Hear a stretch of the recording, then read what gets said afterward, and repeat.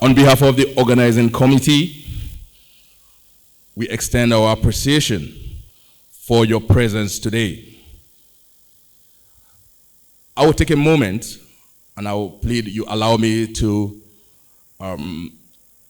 extend the warmest greetings to our special guests and speakers who are on their way. And I want to especially thank Dr. Dwayne Fraser, who took out the time to be here early. Please, can we give him a round of applause? Our other very special entourage, the distinguished special advisor on education to Executive Governor of Kwara State. She's on her way. The Honorable Vice Chancellor, University of Port Harcourt. He's also in the building and will be joining us shortly. His Excellency, Pro-Chancellor and Chairman, Governing Council, Federal University of Technology, Akure. He's also going to be joining us shortly. The Honorable Senior Trade Commissioner, Deputy High Commissioner of Canada, is a bit delayed and he'll be joining us later in the day. Ladies and gentlemen, this special day marks a remarkable groundbreaking series of international education conferences. This event curates world leaders, renowned education experts, policymakers, innovators, and visionaries who gather together to foster global dialogue and inspire transformative change in the education sector. Our journey starts from Lagos and dynamically takes us to Sao Paulo, Brazil in March. And from Brazil, we go to Vancouver to have the summit continue and end in New Delhi, India in August. A pertinent question that I may think or believe that a lot of us will ask, why Eduverse? How does this connect to international education? And how does this empower educational systems in Nigeria and Africa? What could be the vision and what could be the mission? Just to set the stage, to give you that ability to have a concept of Eduverse, I will let you know that this conference is a global movement in higher education. And it's a series of events that will happen from 2024 up until 2025, where we're going to have platforms for regional collaboration, as well as people coming together from the higher education sector to provide profounding solutions to unified problems in education. This series of events will provide a stage for higher education leaders to engage in critical conversations and uncover new opportunities and shape the future of education in Nigeria and Africa. It will extend to transcending geographical barriers and foster seamless global learning where we can all thrive as educators. Without any further ado, I would like to welcome Lauren Legroun, the CBO M-Square Media, who will come to give us a keynote speech. Put your hands together for her.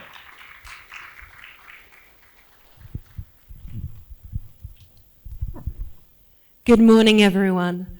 Guests, dignitaries, friends, colleagues, it is my sheer pleasure to be with you here today in Lagos.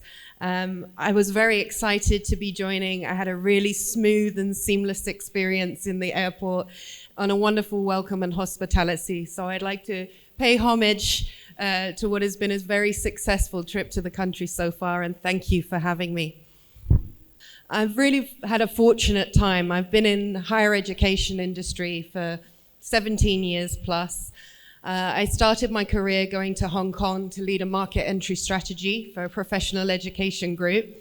It was the first time that I myself had immigrated to a different environment, and I'm sure many of of you in the room share that experience with your students settling into a new environment. So I was very privileged that I got to go to Hong Kong and work there and look after Asia Pacific.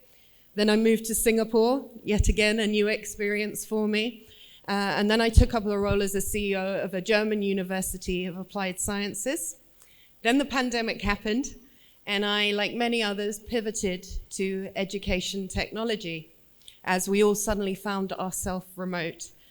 And now I am delighted to be working with M Square Media to support students, skills acquisition, and international exchange and partnerships around the world. It's a real privilege to be included in thought leadership forums such as these, with a particular focus on skills transformation, solutions design, professional certification, and delivery. While I aim to stimulate your creative thinking, I also want to be mindful of time. So because we have such distinguished panels with really fantastic local knowledge and expertise, I wanted to be brief. But as it is now necessary to change the order of ceremonies, I will try to extend my time with you. So the global education industry is navigating between the preservation of vigorous academic standards and the modern integration of emerging digital technologies, as well as pedagogical innovation.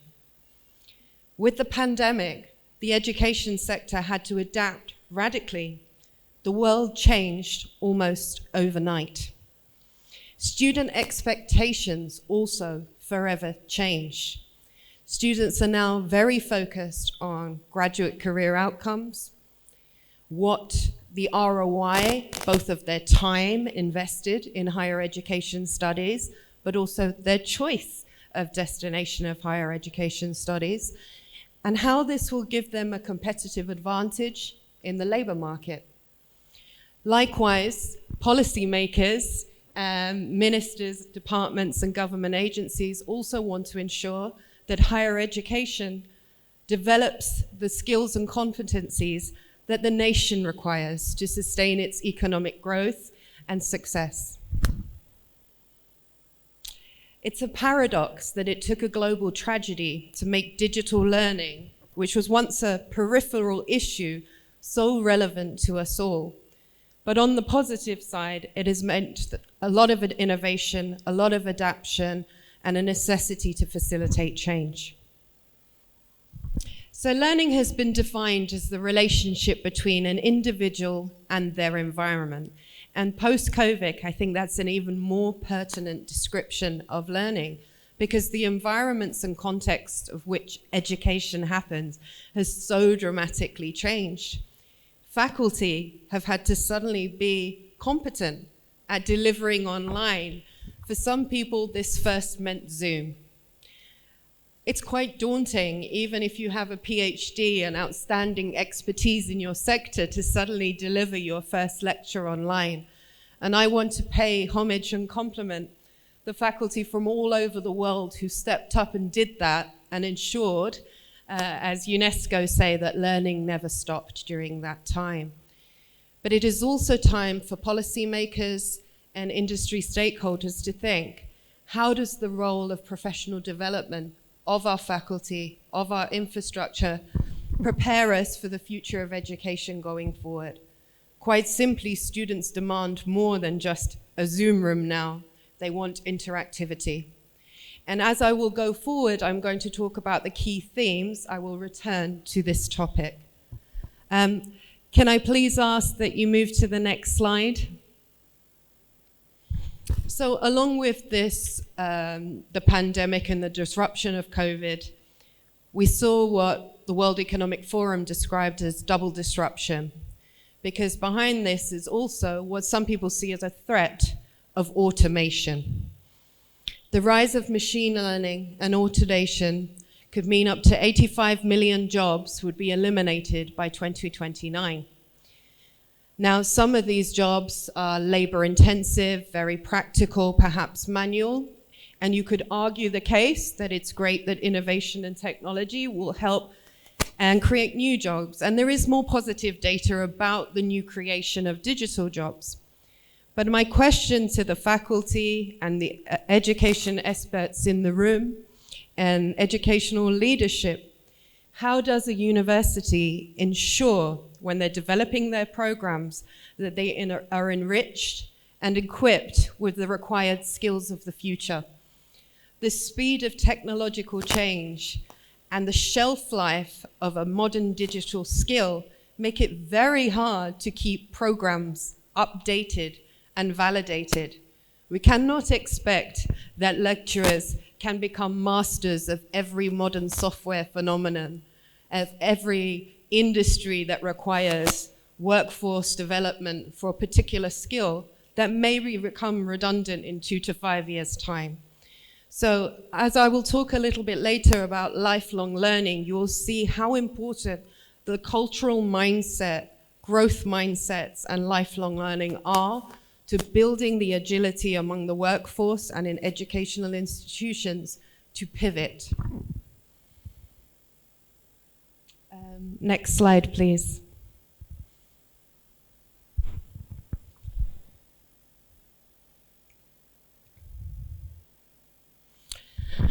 Now, it would be remiss of me not to discuss the digital divide, because while innovation and technology and growth are wonderful, the reality is that too many people still do not have equitable access to enjoy these resources. And therefore, many of us have to come together through strategic collaborations to resolve these situations. And we have partner organizations in the room who specialize in working with ministries on smart technologies, hardware and software infrastructure. And if anyone would like to discuss that topic, please connect with my colleague. So 3 billion people did not have access to the internet and its portals. We know that internet connectivity is a critical aspect of participation and learning in the digital age. Technological devices and learning resources are not distributed evenly. And as we're talking about global trends, this is not specific, next slide please, this is not specific just to developing nations. This happens in all nations. Whereas students in developing nations may experience barriers to learning at a macro and micro level, income inequality and household situation can also contribute to having limited or no access. If you imagine families all over the world during COVID, we needed a home office for parental working and space for students to complete their schoolwork. I imagine many parents in the room can empathize by how challenging that was. And even in big metropolitan cities where houses are particularly smaller, even harder to accommodate, even more challenges for those in rural communities that don't have the infrastructure. Yet some of the most important emerging technologies rely on 5G and superior infrastructure systems to enable things like artificial intelligence. Next slide, please. Okay, that's fine. So I want to talk about learning resources. Technology platforms, their learning design and implementation aim to facilitate effective learning strategies. Pedagogical frameworks, and for anyone who's not familiar with pedagogy, who's not in curriculum design, you know, this is the system of which you design your approach to learning effectively. But they're equally central important to formal learning environments, and similarly implied when instruction takes place using technology. Bad design or bad implementation can negate learning strategy and impede the application of learning technology. So what are the 3 stages of technology integration? Next slide. Yep, thank you. Curriculum integration. So this is how e-learning activities relate to the curriculum objectives and learning outcomes. And when we're talking about student outcomes, this is critically important to universities worldwide. And we're not just talking about academic outcomes, we're talking about graduate progression outcomes. And these outcomes drive ranking metrics, funding to institutions, popularity and student choice, perception and reputation. So understanding how this data is collected, what measurements, KPIs, and benchmark will be used to validate that ranking criteria is critically important to policymakers and university leadership to understand how their strategy fits within that. Some may not participate in all the different criteria, but graduate opportunity is going to be relevant to every institution. Spatial integration considers the location and distance from learning activities. And pedagogical integration, which I touched upon earlier, is how learning technology is utilized and consistent with philosophy, teacher intention, learning styles, and learner motivation.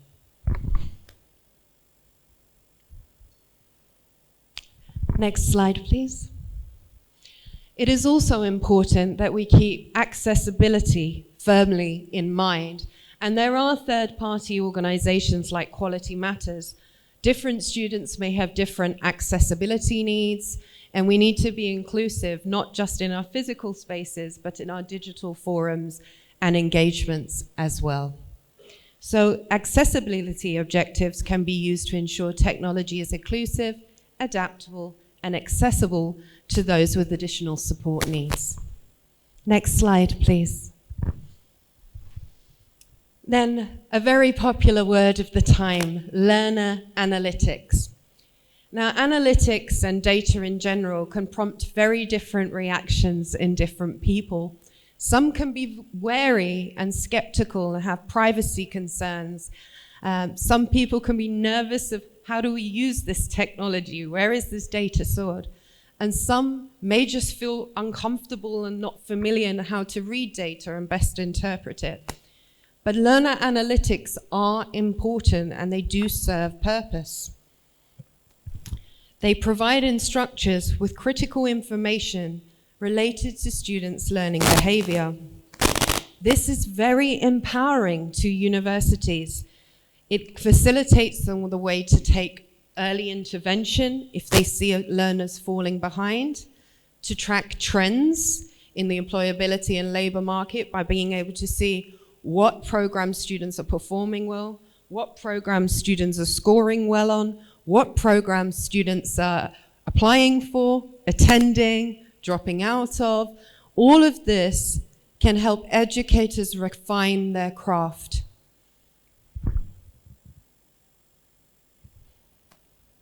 Next slide, please. So in 2024, it's a good opportunity to look at some key trends in education. Now, some of these are not new. They didn't arrive on the world stage in 2024, but they are definitely trending among thought leadership and industry papers and contributors, and more relevant to the discourse within university program development. So let's look at trend one, gamification. Gamification has been said to revolutionize the way education is being delivered in schools and within universities. Gamification has been said to trigger positive sensors in the brain and even the release of dopamine and neurotransmitters that associate pleasure. And if you can imagine, that result can really stimulating learning. And when people have that kind of stimulation, they're likely to have a higher degree of participation and knowledge retention. The idea is to make learning stimulating, engaging, yet challenging by using and incorporating aspects of game design. Next slide, please. Trend number 2, social and emotional learning. Emerging with vigor post-COVID, giving a focus on emotional insight and intelligence. How do our university programs, our university cultures, our university campuses, our engagement with students, and many of you have strategic partnerships with multiple universities and will be familiar with programs, but may not be thinking about aspects like social and emotional learning. The thinking behind this is that you're supporting students to become self-aware, to adopt emotional intelligence, self-management, and to develop life skills, interpersonal skills. These skills are deemed necessary for success and can help them improve academically as well as responsible citizens. Next slide, thank you. Experiential learning.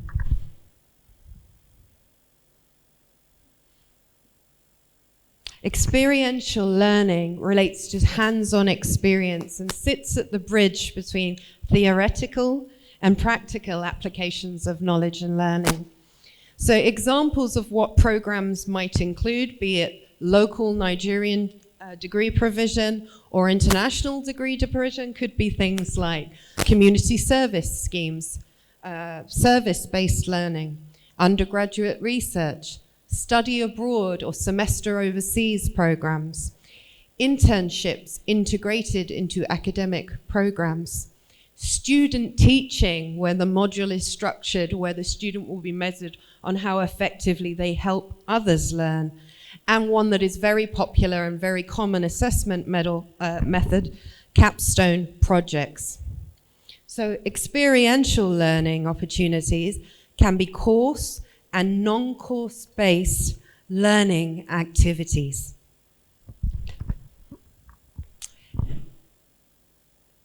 And of course, artificial intelligence comes in as trend 4, but it's obviously a buzzword that you hear everywhere, but with profound implications for society, both ethically and just in terms of the sheer scope of opportunity that AI opens up with us.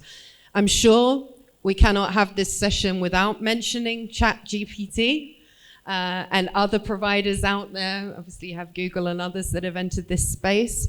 As educators, there is always a consideration that it's great that students can access knowledge, and Nigeria particularly, many of your students are learning on mobile devices. It's great they can access knowledge, but we still need to ensure academic integrity, that the learning is also happening, and the correct sourcing is being given to the content that is being produced. So when we have Q&A and discussions, this is an interesting area to know how this is affecting.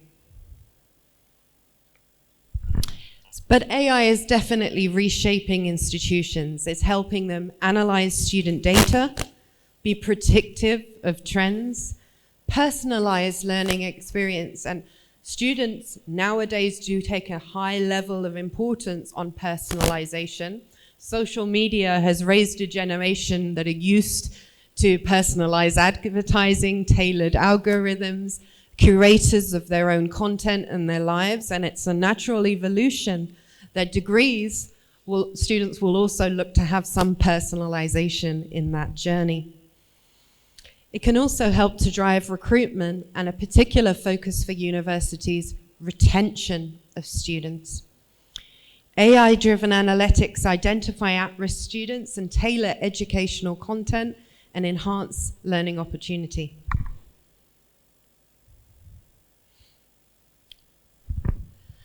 Trend 5, immersive learning. So the integration of augmented reality, virtual reality, blockchain, and others in education, again, seen as revolutionizing the industry and learning environments. Quality of learning for students and knowledge retention has been said, according to Forbes research, to be up by 90% when immersive learning techniques. Education in the metaverse continues to be a hot topic, and how those technological and internet learning opportunities will open up spaces and possibilities beyond imagine not that long ago. Next slide, please. Trend 6, lifelong learning.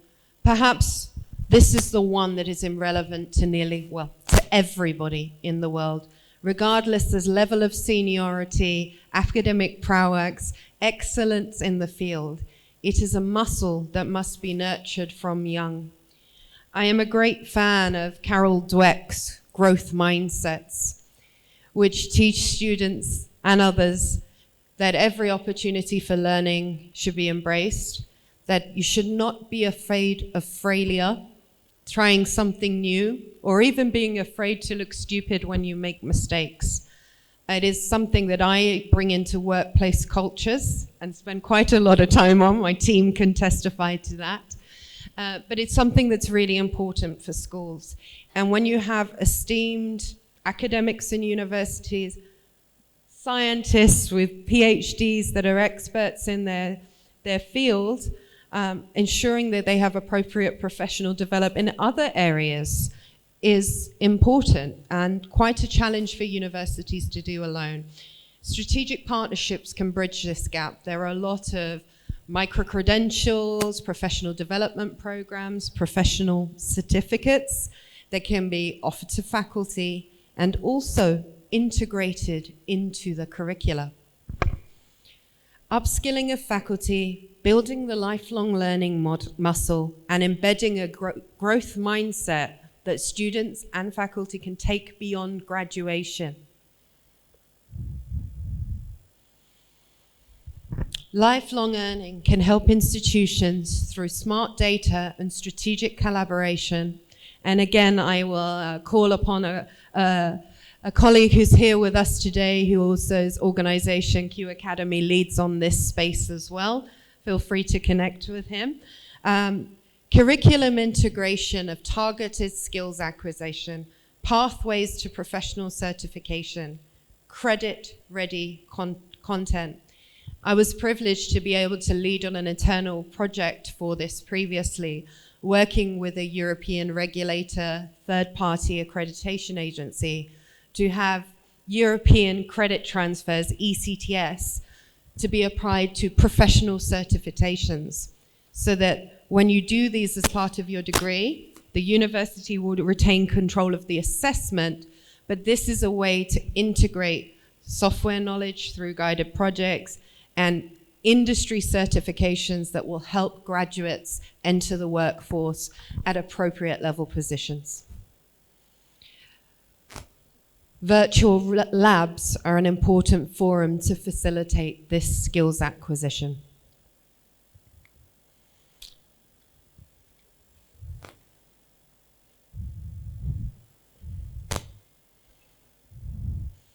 So I've talked about the power of strategic collaboration, and I think that underpins the spirit of Eduverse. When I was invited to speak today, I was excited at the possibility of a forum that invites education providers, strategic partners, dignitaries, diplomats, industry leaders, as well as education counselors, because you are at the nexus of student change, talent development, and it's really nice to have you included in these conversations about national development, talent retention, and transnational partnerships, TNE as well.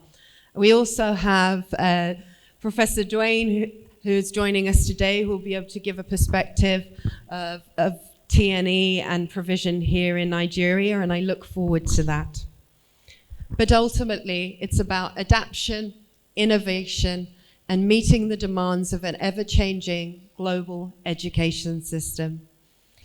International collaboration between educational institutions, government, the private sector, industry stakeholders plays a pivotal role in shaping the future of higher education. There are a lot of fantastic resources and research and skills indexing that can shed lights.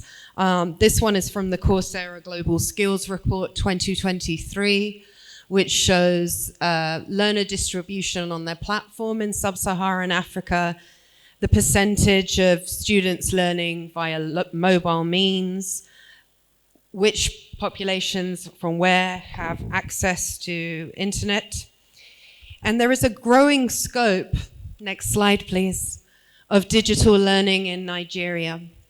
In 2024, online learning platform market in Nigeria is projected to reach a revenue of 107 million, 0.9 million. This shows there is great growth expectation and innovation in the country. And I'm not surprised. Entrepreneurship in Nigeria is thriving. The talent pool is doing its thing, and it's wonderful to see. I have colleagues who I went to school with in South London who have relocated. They were born in the UK, but relocated to Nigeria just because of the buoyancy of the culture, the economy, and the potential for business opportunities here. And I think it's really special to be here with you today to kick off this series of educational summits here in Lagos together. I just quickly will give you a little overview. Many of you are familiar with MSM, but essentially we're trying to bring the best of education together globally, build strong international partnership networks, work with leaders on the ground to match the right university program to the student, work with industries and government to help be part of education solutions that uplift and develop the country, and support with technologies and skills certification through our partner Q Academy. I would like to thank you today. Final slide. You've been a great audience. I am open to any questions. I'm not sure if our next guest, our distinguished dignitaries, have arrived yet. But in the interim, I'm happy to take questions about anything I've covered or anything related to international education. Thank you all.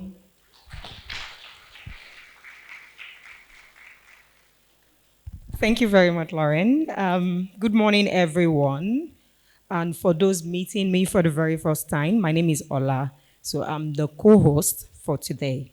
Right, I'm sure we're going to be talking about so many things today. It's going to be educating, impactful, and I just want everyone here to sit back and relax and enjoy the event.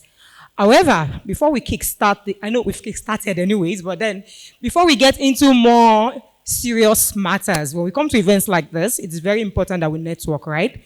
So while we are seated on our tables, I would like us to meet one or two people on that table.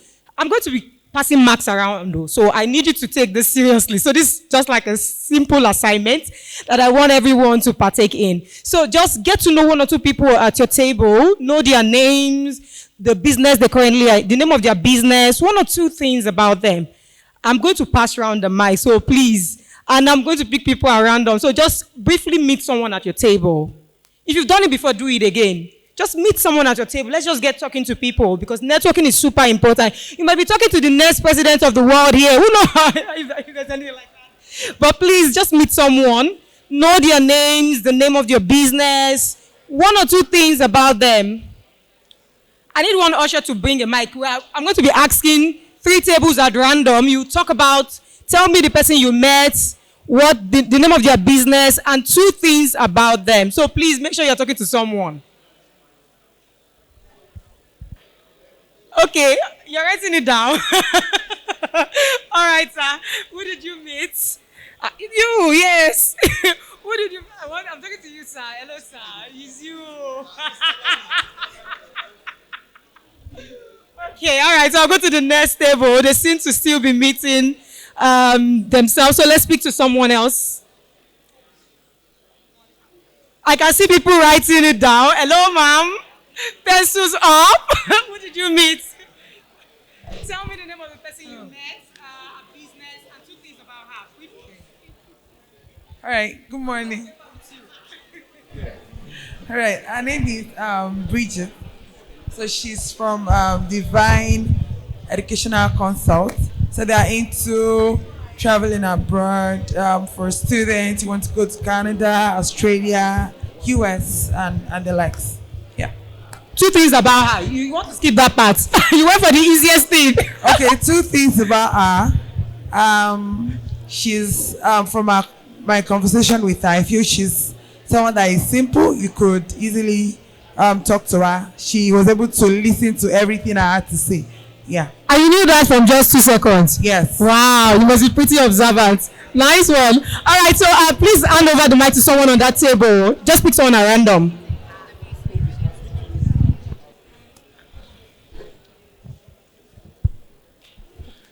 Okay, I met the CEO of Zoski. Oh, nice. She's into traveling abroad. Okay. Her name is Mrs. Nkem. Nice. Okay, give it to someone at the table over there. So we're going to get 2 more people to tell us who they met before we then jump right back into the agenda. Anyone on the table? Yes, thank you. Right. My name is Kingsley from Prime Innovation. I think I met someone from PVHQ. That's the person. Her name is Lydia. Thank you. Oh, tell us 2 things about Lydia. You didn't ask her. Please tell us 2 things about Lydia. You just did rush introduction. Please tell us 2 things about Lydia. Okay, where she works, they're into what did you call it? Oh, yeah. All right, please. All right, then. Thank you, everyone, for participating in this. Before we actually bring up the next speaker, I would just like to share a few guidelines, just to set the pace of the event, right? Please, let's try to reduce the background noises so that, we can hear clearly. And then we should try not to move in front of the cameras as well. Okay, if you need help, we have MSM staff putting on the, this mesh, this t-shirt here. Please wave any one of them. I'm sure they are happy to assist you. And please don't be in a hurry. There's so much. The event today is super packed. So for you to get the benefits of this event, please make sure that you are not in a hurry, right? And there's lunch, so don't worry about that. Just settle down and settle into the event. One last thing, right? Please, all of the questions that we have today should be about Eduverse. If you have any question about your student application, I know we have a lot of agents here, right? And you're all happy to ask questions about MSM, my student application, and all of that. Please, let's restrict that question to the networking time where we can speak to the MSM staff or Lauren, who is the Chief Business Officer. I'm sure she's excited to take all of our questions. So please let all questions be about Eduverse. So finally, we are bringing here as a speaker Hersha Pandya, who is the Executive Director, University Partnerships for M Square Media. Please, can you come up? Please, let's clap for her now. Can't you see her beautiful smile? Thank you, thank you. Good morning, everyone. How is everyone? Full of energy? So, thank you to Lauren for a fantastic session. But I don't know about you, but maybe a show of hands. How many of you actually are embracing this change? Or how many of you, maybe like me, a little bit scared? Any volunteers on that? All about embracing change or a little bit skeptical? Embracing the change for the better. Anyone a bit like me, a bit of a dinosaur thinking, how's it really going to work? I really want to just talk to people. Anyone feel like that sometimes? No? Well, look, we're here together. This is the best forum to be in. Everyone has a role to play here in education. Everyone has, in their own way, something to add value to education. We are here because we love education. We are here because we believe in education and we believe that we can make the best and we can do the best, whether we're at a university, whether we are placing students, whether we are a student, or just any of the above. But we're here together in this room to actually talk about what we do going forward as partners. And this is the whole point of the Eduverse Summit, is to come together, and offer solutions, advice, work collaboratively, collegiately, and really, at the end of the day, we all know why we're doing this. We are doing this because we care for our students, and let's not forget the students. Sometimes it's very easy in all of this to forget the most important stakeholder, who is the student that we want to make sure has that journey. Any comments to add to that so far? You're all very quiet. It's an interactive session. Would anyone like to make any comments at that point before I pick on someone? I won't pick on anyone. Just to let you understand my journey, I want to tell you a little bit of my journey. I first came to Nigeria 20 years ago as a very junior person, and I had no idea what to expect. I landed at Lagos. And at that time, maybe some of you will know, some of you will not know. Anyone remember Better Agency? Yes, wonderful. So Better had offices in Ikeja. Anyone visited them? Yes, good. And next door to Better, the office was a bar. And it was very common to do your student counseling. You did your student counseling in that section. And then the next, for refreshments, you went next door. And this was how things were done then. And I remember my very first session. So my background, I'm an academic. I taught law, and that's what brought me here. I was Associate Dean for Holborn Law School, and I came here to do a session on studying law in the UK. We had a room full of students, we had a room full of parents, we had a room full of other stakeholders, and Better person at that time was next to me, and I did my session. The joys of studying law, the importance of studying overseas. And the Better person said to me, and he's nudging me, and he said to me, tell them how much it will cost. Tell them how much it will cost. And I said, no, this is serious, this is academic. I'm not going to mention money. Why should I mention money? It's not right. We went on a bit longer. Then he said, tell them how much. Eventually I said, okay, to study at the university will cost you... What do you happen next? What do you think happened next? Yeah, the room emptied a little bit. People decided it wasn't for them. But those that stayed saw the value. And those of us who were around at that time realized the importance of placing people at the right university in the right way. It wasn't just about how much it cost. It was about the fit of how they're going to do that. So then my journey from the academic side, I went to become international director for University of Greenwich. And Nigeria, Africa actually was my market. And amazing. I kept coming back and forth to Nigeria. Not just Lagos, we traveled everywhere. And it was just very fulfilling. And then I met some quality people who I'm proud to say, they're not just colleagues, or they never were colleagues, they're actually friends. And I have some of them in the audience here today, and I'm really pleased because I haven't actually been back to Nigeria for many years, sadly. But I arrived 2 days ago, and wow, what changes. It's amazing. Everything ran smoothly. From the airport to being here, this wonderful environment, everybody came on time, you're here, it just, in those 10 years, it has changed so much for the better. And I'm proud of my association with Nigeria. And I'm proud to belong to an organization like MSM who really, really values partnerships and who really believes in education and making sure that every student anywhere has the opportunity to have access to education. Now, sometimes it's actually on campus. Sometimes they're not able to go there, so we have other opportunities. And Lauren has mentioned our colleague who believes and leads on Q Academy, which is an online site of learning. So there's many ways. But the main thing we must not forget is the importance of education. And the main thing we must not forget is why we're here today at the first inaugural Eduverse Summit to come together to celebrate success of us, celebrate the success of our students, and celebrate success of going forward. Whatever might be, whatever changes that might be, we will embrace them. So, for a few of you, now who's going to be brave enough to tell me the challenges? Now, sometimes we always talk about the challenges that are, and we've seen it, we've seen the rhetoric.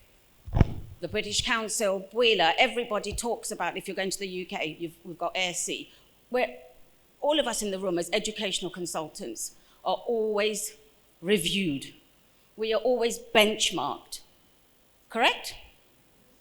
How important are universities to be benchmarked? do we ever talk about that side of things? So how many of you here would like to see a little bit more about how should a university partner behave when we're looking to explore that? Because it's an important subject in my mind, because it's very important from a university perspective to say, how should our recruitment partners behave? But should that university be just as much and just as responsible for making sure that they deliver on their side? So any of you wish to comment on this topic, or are you always very, very happy with your partnerships? Come on, don't be shy. This is something that we all know. Volunteers? Before I hand the mic over? Okay, I'll pick on someone I know. Kelechi.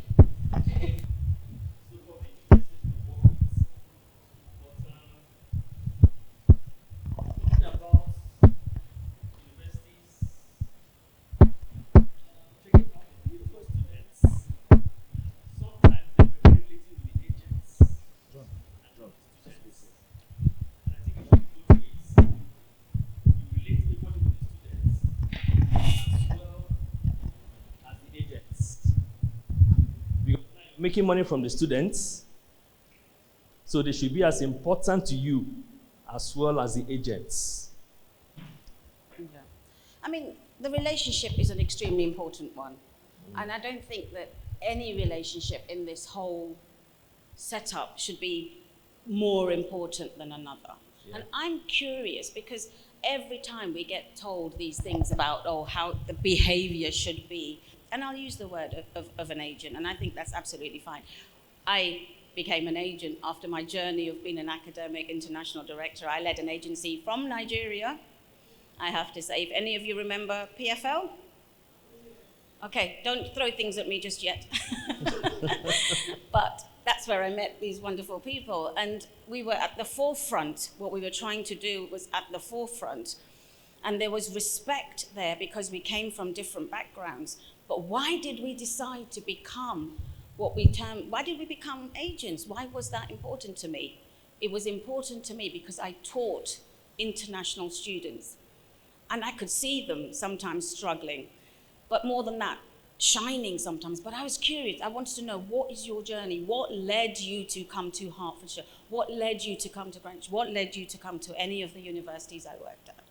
What was that about? And I traced their journey.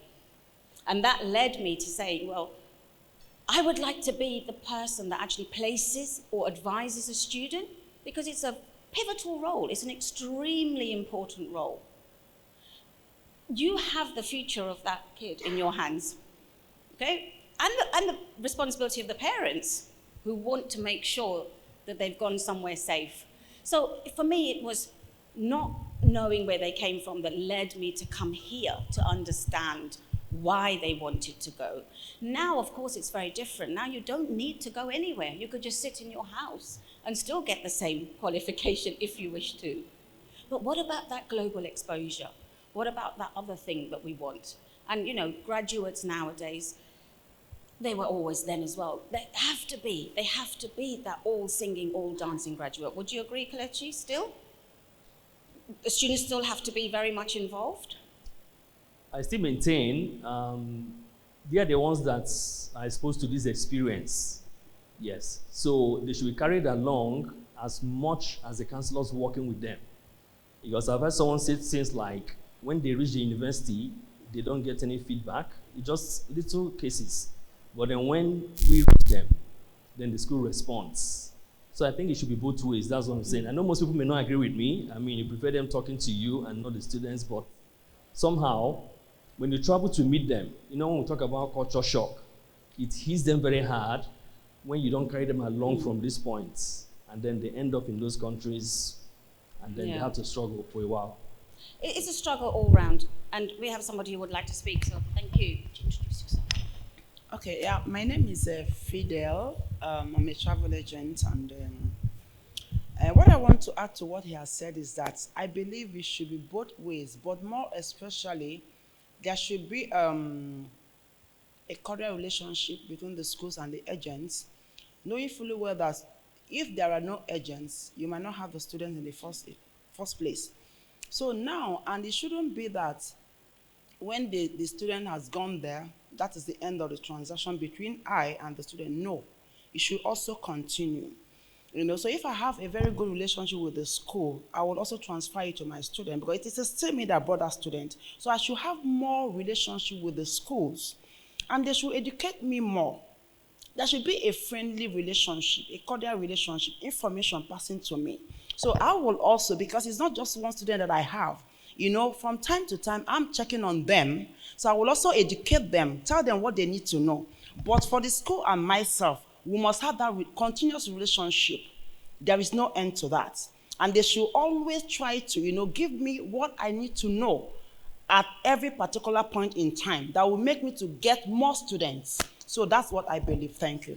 And thank you for that. I think we acknowledge that every relationship in study abroad, every relationship is important, and every stakeholder in that relationship has a duty, has a responsibility. We've got a couple of people here, and then I'm conscious one of our esteemed guests has arrived, and so I will take those 2 questions or comments, and then we'll pass over. We'll have opportunities to talk later. This is not the end of this session, or later on we've got a networking opportunity. We are around, feel free to come and talk to us. So hold the thought that you all play a very, very special role in this journey, please.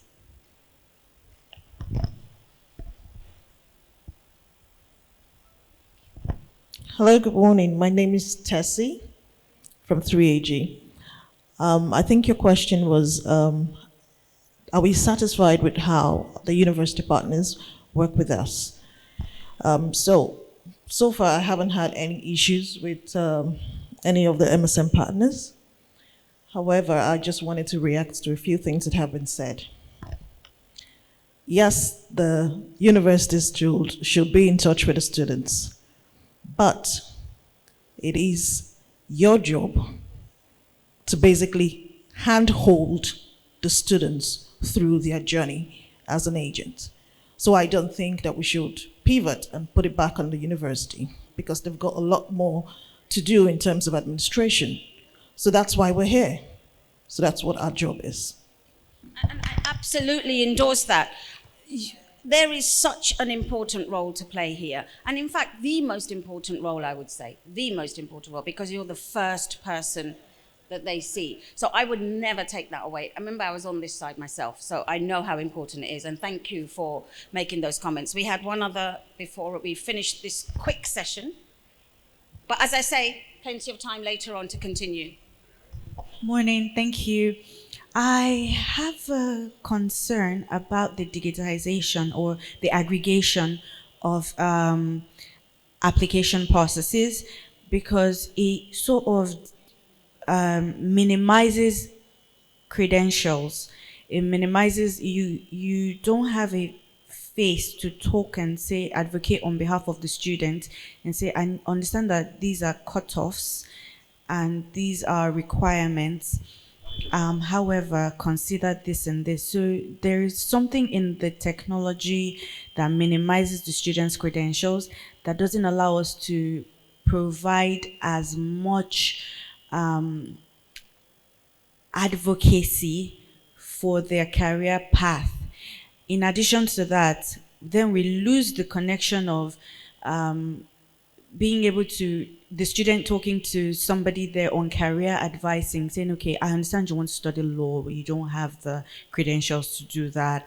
How about you do this as a pathway to that? So we also need more crossover paths, like being able to say, okay, look, they can do a foundation and then this, they can do this, something like that. So that digitization needs to breach that problem. Absolutely, and thank you for that. There's a couple of terms that you mentioned there, which I know that if I said them here, I might create a revolt.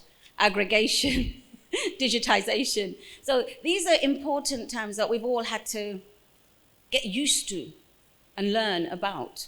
And, you know, I know the sensitivity around some of these and people challenging the way we work or used to work or should work. So these are themes that are really important, and that was the purpose of the Eduverse Summit, is to hear the voices of everybody. So please continue having these thoughts. Please continue thinking about what it is you'd like to change, bring them forward. We've got opportunities later on to discuss them, if not formally, informally, certainly. So thank you for being great. We've got a few other sessions now, so I'm going to hand you back, but speak to you soon.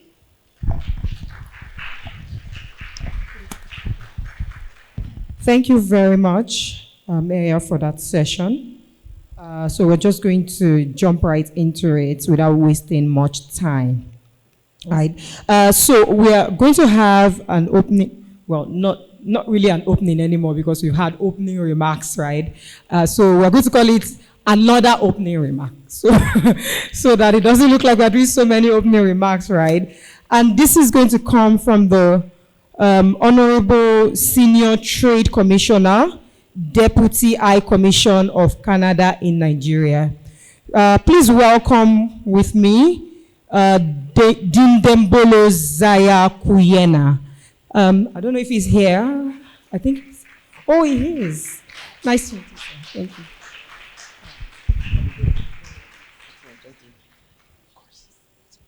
Good morning, everyone.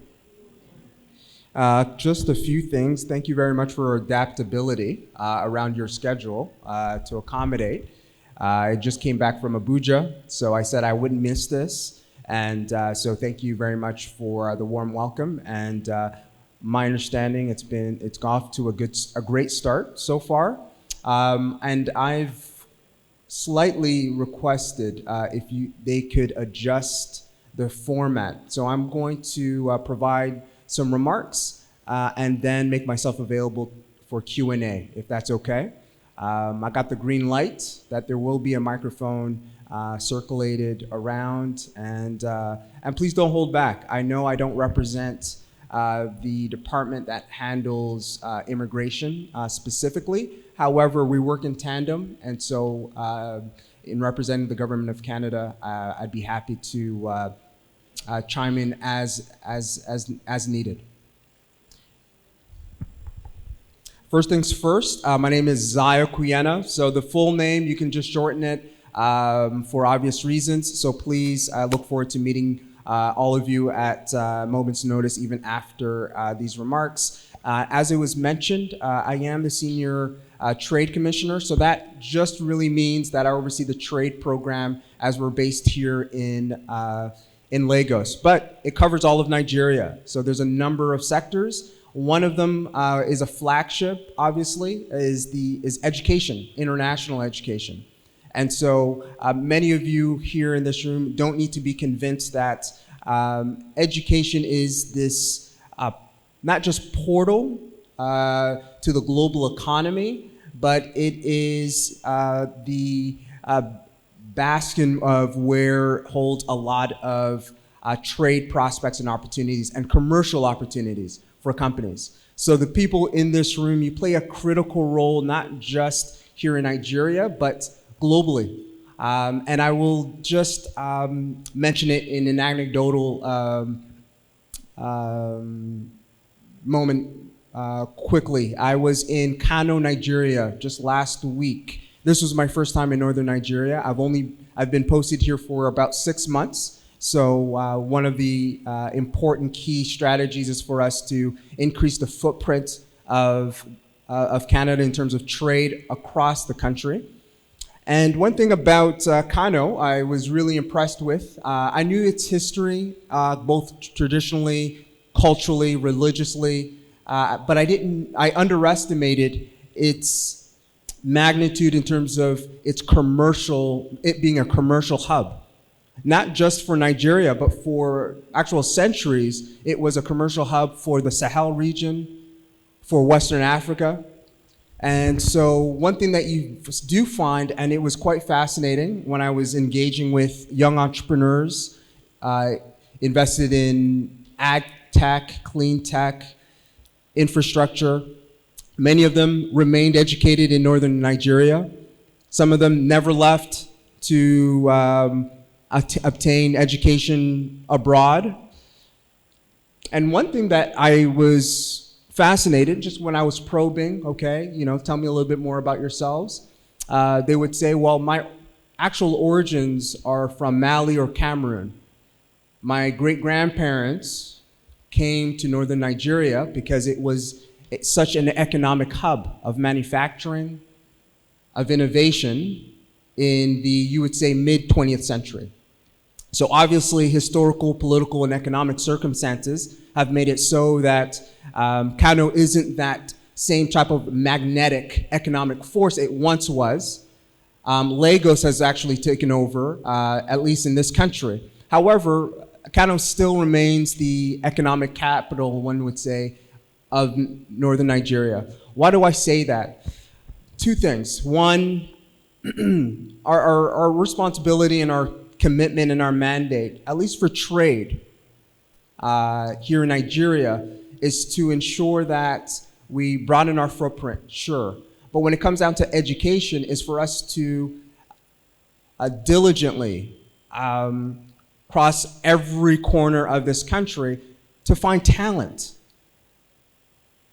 to identify talent, and to see opportunities for them to find a gateway in order for them to invest, cultivate that talent in Canadian institutions. I will be biased. I am going to be here and tell you that I want the best talent here in Nigeria to get an opportunity to leverage that and attend an institution within, the Canadian borders, one would say. However, there are great schools everywhere, in the UK, the US, Australia, Singapore. But again, I will reinforce the fact that I am biased. I'm biased by the fact that as Nigeria continues to evolve as a democracy and it continues to express its pluralism, there's similarities and correlations with that of Canada. Smaller in population, about just under 40 million, compared to 200 million here in Nigeria.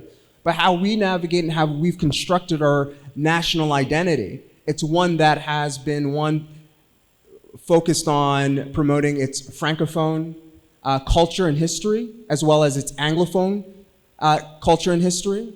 So we're actually officially a bilingual country. One thing that I will be pushing for the next, during my tenure, is actually increasing the services available to Nigerians in order for them to learn French. We're working in tandem with a couple of institutions, both in Canada as well as in the Francophonie, to identify opportunities for you to continue to increase your linguistic competencies.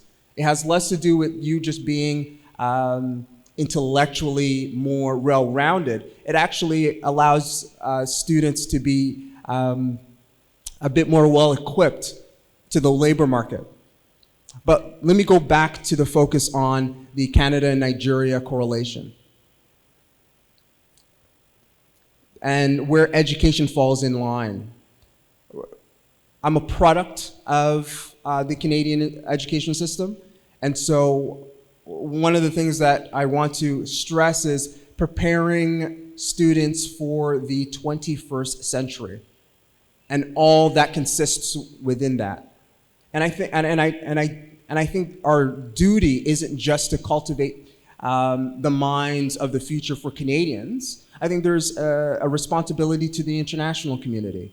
And this is where our international education falls in line, where there is a gateway that we want to ensure the same opportunities, not just economically, not just politically, in terms of political values, but in terms of how to shape the future. Those opportunities should also be available to Nigerians. It was mentioned several months ago when we, myself and the High Commissioner, James Christoph, were discussing what we see in terms of our vision as we serve both Canadians and Nigerians during our tenure. And one of the things was we understand that our trade relation with Nigeria is multiple billions of dollars, just about 3.2. Focus on several commodities, one of them being oil and gas, another being agriculture. But one number that is hard to identify is actually human capital. The number of Nigerians studying in Canada, you rank 5th based on the data in 2023. Earlier on, it was you were competing for number 2 based on the numbers. Now I'm going to go into more of the figures later and qualify those numbers a bit better, but there is continuously high demand of not just Nigerian students. And as you will recognize, a number of institutions, Canadian institutions, are also recruiting Nigerian faculty to serve in a variety of faculties and capacities. And so, again, I'm going to put the premise on leveraging human capital in Nigeria and what that translates both for the Canadian economy, but also Canadian culture, as well as our own institutions. Now that sounds a bit Shakespearean, and that's important for me to say as I open up my remarks. But in terms of now the more operational and the technicalities around education and how that connects with Canada. We understand that recently there was an announcement that issued by our Department of Immigration that there would be a cap of 2 years. Numbers capped for the next 2 years, I should say. Affecting mostly post-secondary educational institutions. I don't know anyone in the room, but represent any clients or institutions that are involved in K-12, but they would be less so. So a short pivot, or I should say a quick pivot to ensure to address some of the anxiety around it. I've been advising that for interested applicants, families who are looking to send their children to Canada to consider K-12. The reason why, it's to circumvent that policy. The policy has placed an emphasis on post-secondary. So how do you do that? Well, look into the K-12 programs. That doesn't mean that you send your child to Canada for primary school, for example, but to look at alternatives. Now, that announcement happened in 3 weeks ago, I believe. And so ourselves, my team, as well as my counterparts in Ottawa, are already forecasting options and gateways in order for us to continue the recruitment of Nigerian students and to circumvent some of those obstacles and the new obstacles. Two other obstacles I know that are front and center is the high volume of rejections for visa or study permits. So what has been part of our strategy, both working in tandem with our Department of Immigration, has to do with, making sure that applicants as well as anyone involved in the process of the application. I want to be very careful with my semantics here. So anyone involved in the process of application for the students, be it family member, be it guidance counselors, be it qualified agents, need to make sure that they're informed about the process. Having the substantive and legitimate information that is provided by the Department of Immigration. One of the key issues that we're dealing with, not just in this market in Nigeria, but throughout West Africa, and I would say the sub-Saharan region, is misinformation. Misinformation, and which leads to often, unfortunately, disinformation. So misinformation is not intentional. Disinformation is intentional, which we, as the government of Canada, we're trying to crack down on. And so we've actually created a process to certify immigration consultants in Canada to ensure that at least those who are representing, who are registered companies offering the services of immigration consultancy can be held accountable. Now that also works in tandem with local partners here, that regulation actually isn't applied to you. However, what is firm and focused on is ensuring that you also have the accurate information being provided to these students. And I'm going to just put the focus on students here, as well as families, especially in the light of maybe in the last 12 months with the impact of the monetary policy and the financial conditions here in Nigeria. It's made it increasingly challenging for not the middle-class Nigerian who was, or actually middle to upper-class Nigerian, but that middle to working-class Nigerian who for many years have planned, have forecasted financially in order for them to situate their child, whoever that they're going to support in terms of their educational endeavors, to go overseas. With the hit of Naira, there has to be a whole other pivoting in and strategizing of identifying, okay, if they can't afford this particular school or this particular province, what other options are there available to them? So this is key in terms of making sure that the information that's being provided is legitimate, is accurate, and if there's a lack, if there's a gulf in terms of information, that you use the services of the Deputy High Commission, us, to ensure that we provide you with the sound information or access points in order for you to garner that information, or that you identify the right type of information provided by the institutions in Canada. We'll play the role of interlocutors for you. The reason why is because on our end, in Canada, the most vulnerable of students are the international students. And we take great responsibility once they land on Canadian soil, regardless of their particular status, they're our responsibility. We take great honor in that. We also know the level of investments that they've made, not just monetary, but emotional, intellectual, time. That isn't just on the individual, but it's also on the family.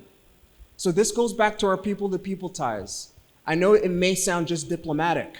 However, a young Nigerian succeeding at one of our top universities does definitely benefit us. It benefits the institution that he's paying tuition to. It will most likely benefit our labor market once the opportunity presents itself that they choose to apply for a work visa. We can confirm that. We understand that many of them are going into the labor, they're filling in the labor shortages in Canada, or are going into the white collar jobs that are incredibly lucrative. But we also know that there's a circumventing opportunity for Nigeria to also benefit that we're also addressing. And our mandate with the trade team, at least, is to prioritize a term, and if you give me the permission for me to say this, Jakbada. So the phenomenon of Jakba, known, am I pronouncing that correctly? No, okay. That's why I asked for your permission. So from my understanding, and maybe during the Q&A session, you can clarify. So from my understanding, the etymology of the term is Yoruba, which means, at least in terms of its foundational meaning, is to run away. But it has garnered social cultural meaning in terms of leaving for greener pastures, right? My predecessor, the Senior Trade Commissioner, C.J. Scott, she shared in her remarks in the fall about not Jakba, but Jakbada, meaning, right? Yes, so you leave, but you come back, okay? Now, we're not in the business of dictating the fate of individual choices. That decision, however existential it is up to the individual and to the family. But what are the conditions that the Government of Canada, Canadian institutions are creating to ensure that Nigeria also benefits in the long run? And so in terms of our diplomatic capacity, we are identifying Nigerians who've studied in Canada and who have leveraged capital and returning back to Nigeria and leading in startups, in fintech, for example, in agtech, in financial services, in the movie industry. That number is not as high as we would like to, but there is an emerging trend. And that is one of the key, I would say, points that I'd like to outline here, is that it's a long trajectory to get there, but it actually begins at this foundational and pivotal role in international education, is making sure that they're equipped with the right type of information at the get-go in order for their journey not to be sabotaged. I'm going to be quite clear, not just ourselves, but many Western countries are going to continue to benefit from that migratory pattern of Nigerians going abroad to study. However, making sure that they are also equipped with the necessary information to know that there are opportunities for them not to abandon the opportunities to reinvest in their country of origin. So the educational role or sector has to go through a significant transformational process that takes into account many factors, not just the benefit of one way, or I should say outward mobility students, but students who are able to create a portal for them to go back and forth. Now, that sounds aspirational, but it actually is quite foundational, and many other countries have been doing it, especially in emerging markets. I won't name them specifically, but many of them who have risen in the last 20 years in the global south have significantly benefited from a diaspora who is educated abroad and who have returned to their country of origin and have significantly impacted the social infrastructure of their commercial, of their technical, and even government institutions. Nigeria is still at that precipice of heading in that direction. So Nigeria has to go beyond even seeing itself just as this stalwart on the continent. Our work as Canadian diplomats is to see Nigeria continue to grow itself to the point where it's actually one of the leading emerging economies in the world. There's still a trajectory to get there. Our work, at least in the Government of Canada, is to work together to see that come to fruition. And I do not want to underestimate the role, again, that education plays a part of. Let me go back to the anecdote that I mentioned with Kano. My work is in trade, so I'm going to be unapologetic about the importance of pushing the opportunities for Canadian companies to partner with Nigerian partners to identify commercial opportunities to scale. Absolutely. That said, trade, historically, for centuries, has benefited from migratory patterns of people around the world. And therefore, the role that international students play in trade is pivotal for Nigeria to continue to grow in its capacity, both economically and politically. We'll continue to lean on students, not just who are educated here within its borders, but are also educated abroad. And that's not done in isolation. That's done in a multilateral process that involves institutions that are educating these Nigerians. In my example, in my position, in my example, that being Canada. That said, I did outline, and I didn't use this word, it is an imperfect system thus far. And I think our responsibility is to ensure that we're refining it to make it easier, both for international students, not only through the process of application, but also while they're studying within Canadian borders. Meaning, are they receiving the services that they require in terms of settlement services? Are they receiving the quality of education? Are they being equipped with the necessary social, cultural, emotional resources necessary for them to succeed vis-a-vis their counterparts, Canadian or from other countries otherwise? Those are several hot topic issues that is top of mind for many trade commissioners in the educational space and who are engaging partners like yourselves. I'll chime in a little bit more, but I do want to be cognizant of time and open it up for questions. If you don't mind, just for protocol purposes and courtesy, if you can stand, just share your name, where you represent, and proceed with your question within a span of 30 seconds. A question with a question. A question. I want to reiterate that. Thank you.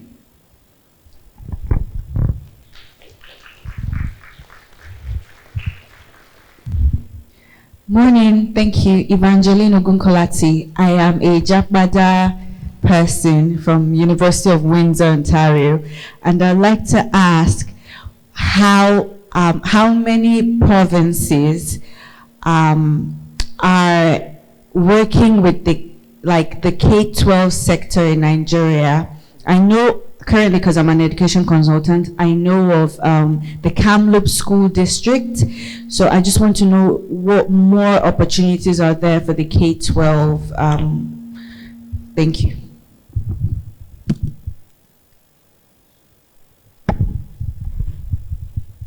Thank you for your question.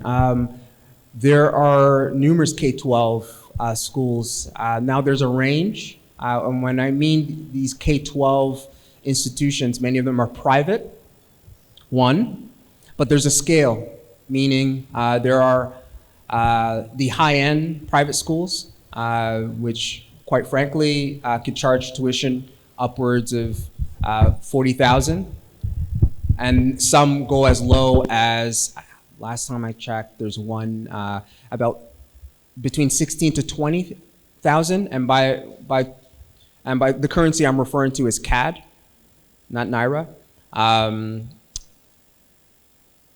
The designation of these institutions, I believe, is under 30 across Canada that recruit internationally. They have their own particular types of caps. Many of them are recruiting on the African continent, mainly Nigeria. Many of them come twice a year. One of them, there's a Nigerian-led company that actually facilitates private schools around the world, many of them Canadian, who come in the fall. So I'm happy to provide even information about said schools in order for you to, I want to be careful to use the word partnership, but for you to develop a more awareness and maybe a rapport to see how you can identify some opportunities that are alternatives to what was mentioned earlier. Next question. Gentleman in the front. Oh no, there's a madam in the back.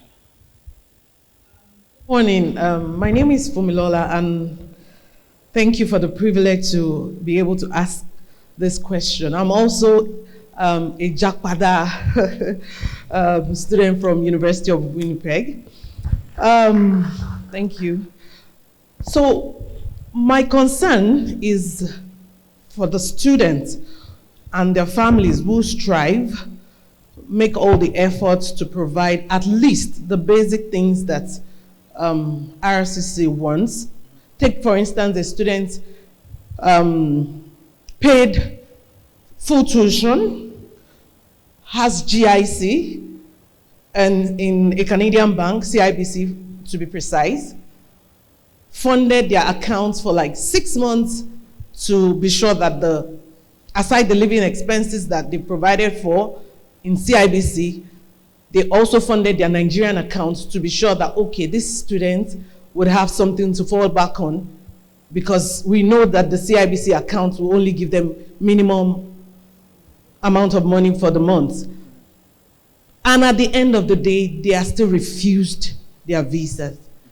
Pay tuition, have GIC account, their parents submitted their bank statements, and they are everything. I don't want to say that they have everything, but at least the basic thing that should show that they approve of funds, and the only reason they are being refused is proof of funds. We are not sure you and the family going with you. Actually, they are going alone. You and the family going with you, we are not sure the funds available to you will be enough. I'm sure this is a generic letter given to anyone refused, but it's disheartening waiting for 6 months, sometimes even more, to gather all your documents. Then you wait another 3 to 4 months to get a rejection.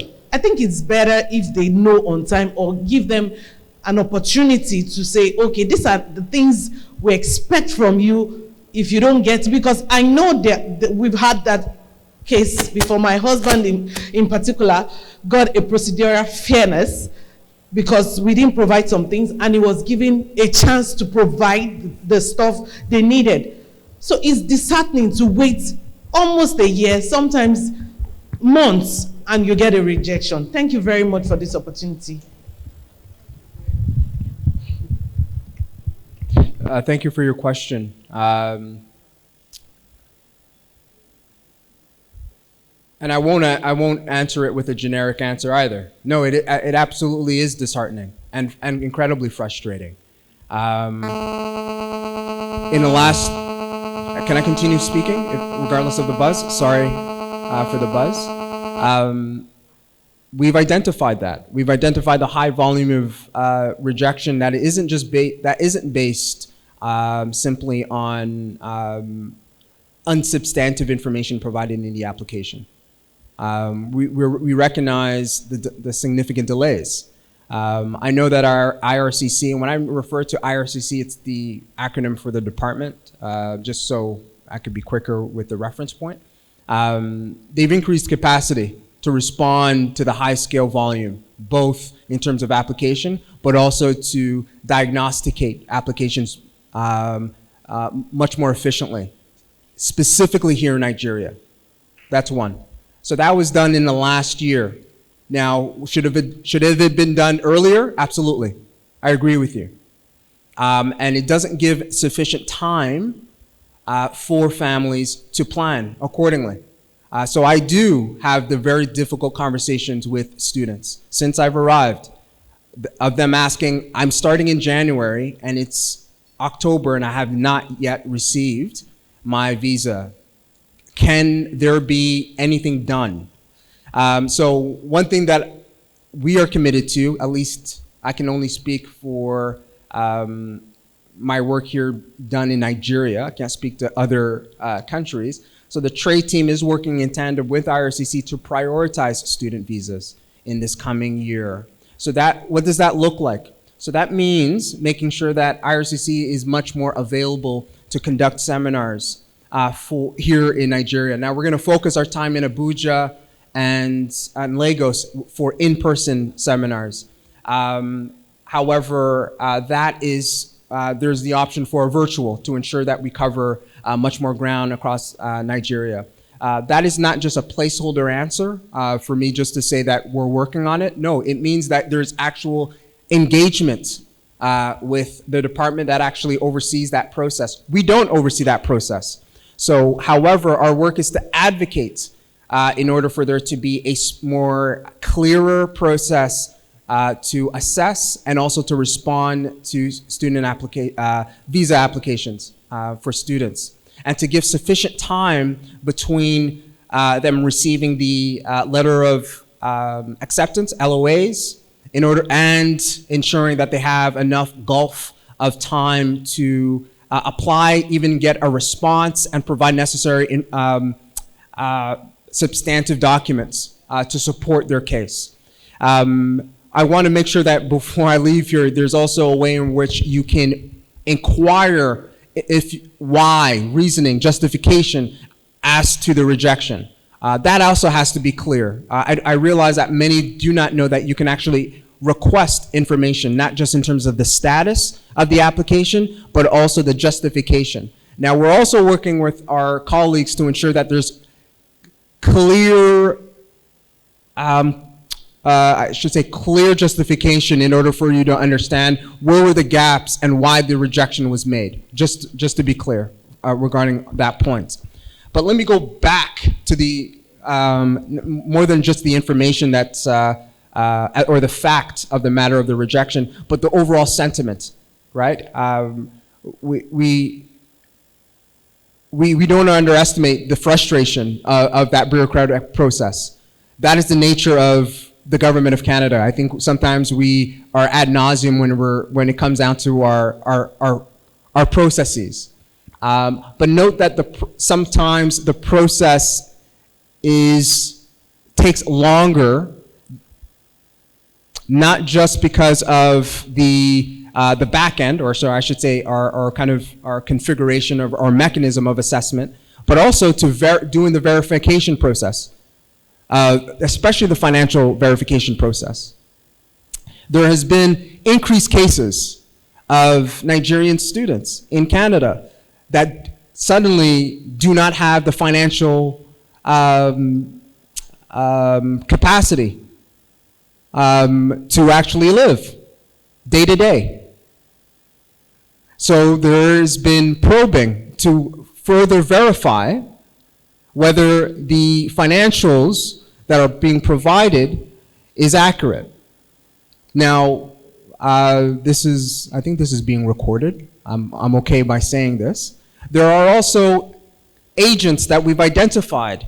And when I say agents, I don't want to just say a broad statement. There's shadow agents that legal immigration or legal immigration lawyers are identifying, who are using a mechanism of putting finances in students' accounts to make sure that they're viable upon application process. And then once they arrive in the country of the country of destination, or in this case Canada, that money is removed quickly, is moved out. So these practices are impacting significantly students who are arriving in Canada, arriving in big cities, small towns, and either don't have enough to find housing and for day-to-day living. Now, where does the onus, where do you think the onus goes to in terms of caring for these students? The pressure is added to the school. The pressure is added to the municipal government. It's added to the province. And sometimes that can sound opaque to say, well, we're having to care for them. Truly, we are. I'm speaking to different institutions on a day-to-day basis, asking me, okay, what can we do formally and in a standardized way to respond to this crisis of student vulnerability? So this goes back to the process to understand that there's two sides to the coin. Two sides of the coin, one side saying, yes, our process has to be diligent and very procedural. However, we understand that that means there's a longer timeline, and that there's sometimes issues in terms of verifying the financials that doesn't hit those that cannot afford, but also hits those who can afford. And so on the latter part is where we have to improve on that process with IRCC. And I can commit that that's what we're in the process of doing. Again, I mentioned that that even that system is not perfect.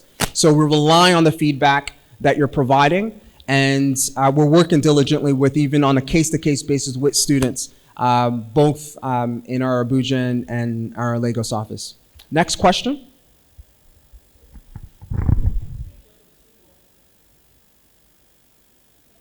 All right, so we'll take just two more questions, one from here and one from there, so that we can take a break from this session.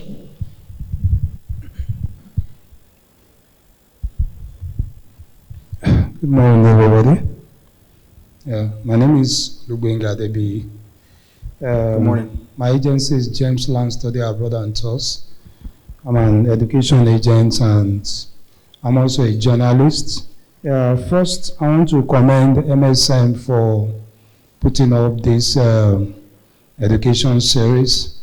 I think sometimes as agent, it's good to have this forum to dissect some problem in the education sector. Last year, we had a series of visa refusals from, I don't know what happened, because just as the previous person has said, we put in some application. One of my students has all it takes to get visa, travel history, US, UK, and also has valid UK visa on his passport going for his master's. All of a sudden, sometime last year, was refused visa. We don't know what happened. In fact, the medicals came 2 days after he was supposed to go for this thing. And the US, the Canada server was somehow down. You send message, you don't get response, even offline. The dad was also, he's also a pilot working with one of the international aviation company in Emirates. And we tried to query what happened. We didn't know he was also refused visa, despite the fact that he has a number of travel history. I went to the embassy to try to understand what happened, but we could not get, like 2 or 3 of my students like that, and the money in the account was sufficient to even carry the study and things like that. So I'm trying to find out what the problem is, because sometime last year, there's a lot of problem in Canada, the housing problem, and a lot of other things. And I think last year, Apply Board put up a program.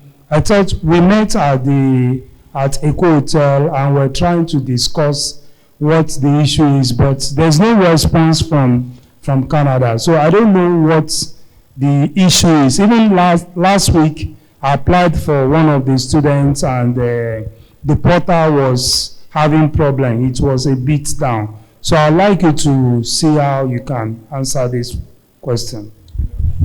I think we met at Apply Board events in the fall. I don't know if you remember. Thank you for your question, sir.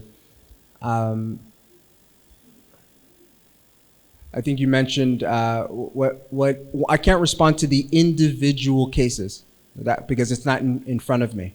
But that doesn't dismiss the fact that I can't respond, at least generally, about the issue in terms of even getting a response. One, I know that IRCC does not respond directly to inquiries that are outside the scope of the actual applicant.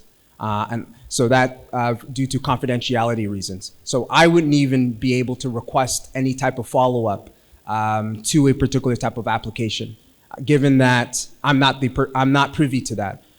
So just due to confidentiality reasons, I just want to clarify that. And in terms of the other point regarding maybe even tying the thread with the previous question, dealing with, yes, there is going to be a high number of student applications that unfortunately, or I should say visa applications that are refused, even though you believe that you meet all the criterias. that, unfortunately, that has been something that we've been having to deal with to better identify and do a forensic on why that has been the case, especially if students have been meeting all of the levels of criteria and fulfilling the particular type of timelines. As I mentioned earlier, that was the systemic issue that we're trying to address. That not only are we dealing with that high volume, but we're also dealing with a process that has to be focused here in Nigeria and maybe a couple of other markets where a much more thorough analysis of financial backgrounds have had to be undertaken.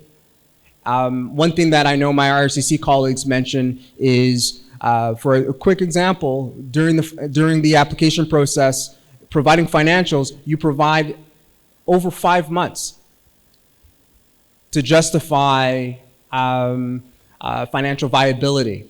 Now, that is something that they've mentioned in the last couple of months in one of their recent seminars, because they're wanting to substantiate better students who are applying for a visa, given that the crisis that you identified, where students are abroad and they're having the lack of funds to support themselves.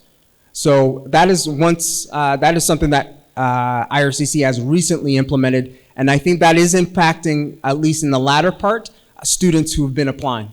And I think that has been one of the reasons, not just the only one, but one of the reasons why there has been an increase of refusals, even though many students have had, or I should say applicants, have matched most of the criteria in the application process for the visa. In terms of the particular cases that you've outlined, I can't answer directly to it. However, one thing that I will recommend is we have created the portal for further inquiry that is accessible to the applicant. So if you're representing the applicant, I believe you have access to that portal in order for you to have an update in terms of the status and even the justification as to why it was refused. And therefore, you can also provide further substantial, or if there's an inquiry, as to the request of more information. I know that IRCC does issue that as an option, and that goes to the responsibility of the applicant or the individual that's representing the applicant. That's quite key. We also hear on the back end that often when there's an inquiry or a request for more information, information isn't provided.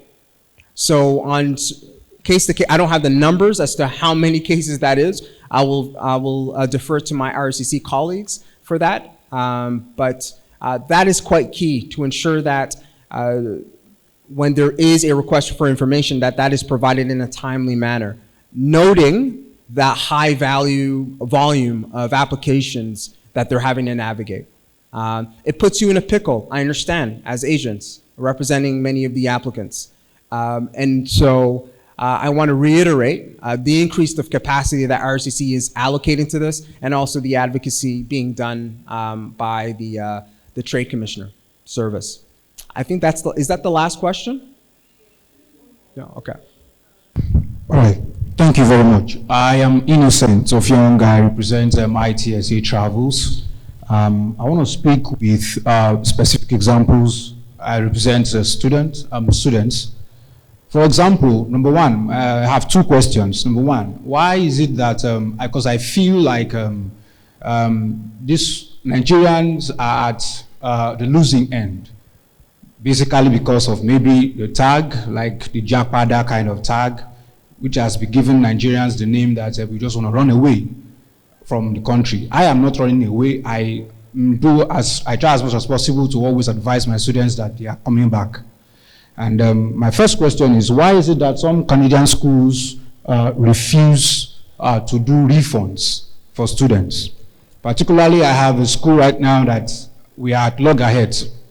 They are holding on to the tuition deposit of my students. I have over 7 students that I sent to that school. I sent the application. they are holding on to it.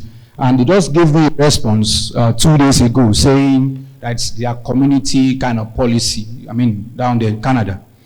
And so I'm asking, why should Canadian community policy affect an international student who pay the tuition fee deposit based on the school's requirement? And which, again, would serve as a yardstick for IRCC to do their due diligence in processing the visa.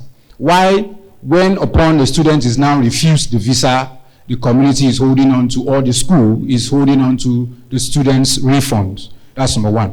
Number two, you made mention about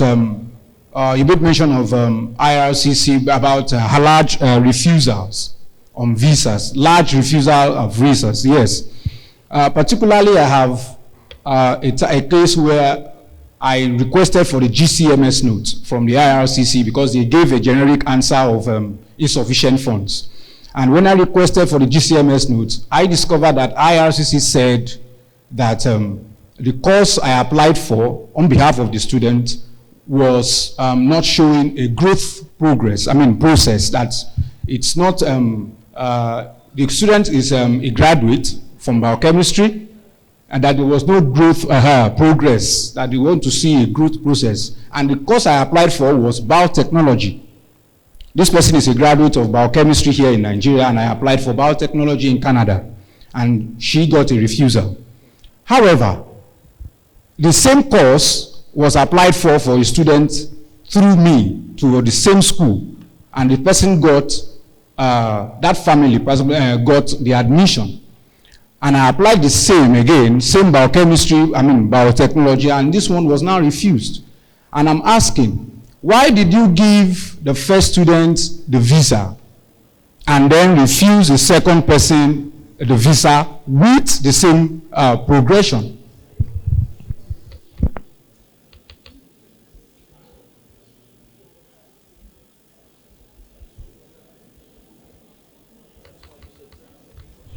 Yeah. So, excuse me, sir. I'm going to answer your question. And out of respect, you had two questions. Okay. All right. I'm going to be quick because I want to be mindful of time. Two, I do want to demystify the notion of jackpata. No, Canadian educational institutions are not going to discriminate against the students whose choice is whether to stay or to leave.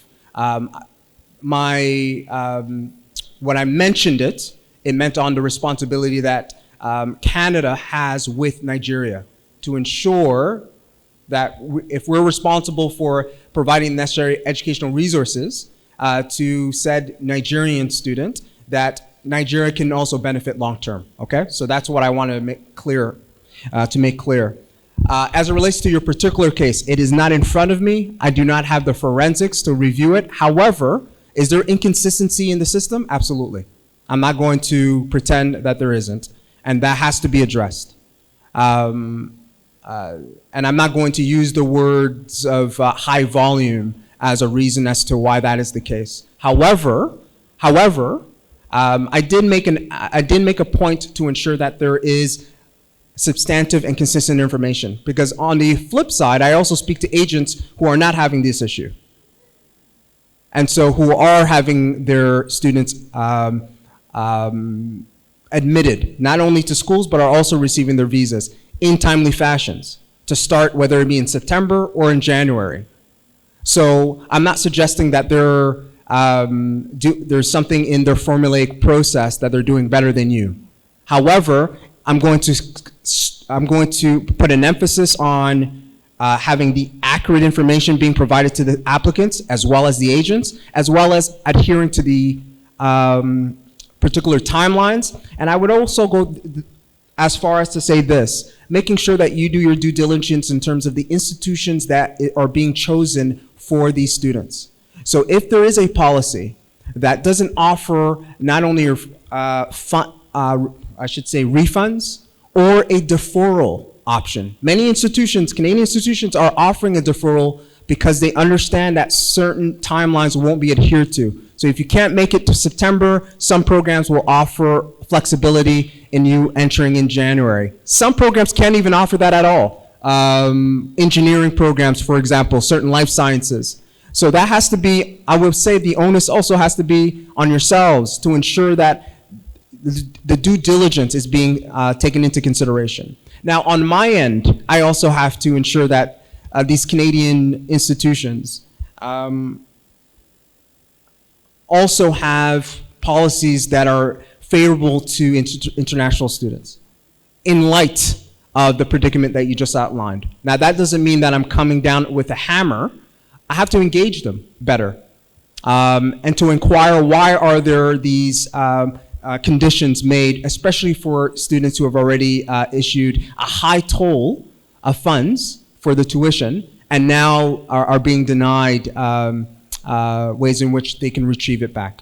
So I'm not going to skip or skirt around that answer just to say that I can't address it specifically because you haven't mentioned which university, and I don't want to discredit said institution either. But I will further look into it.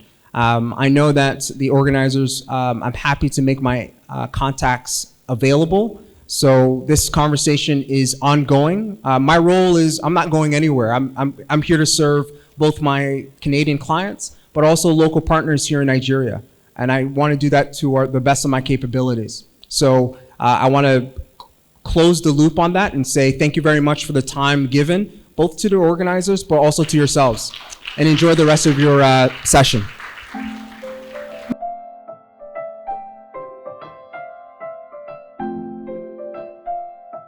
Now, a very, very special moment. A man who may not need any introduction, but I'm about to give an introduction and I hope it does him justice. Ambassador Dr. Godknows Igali.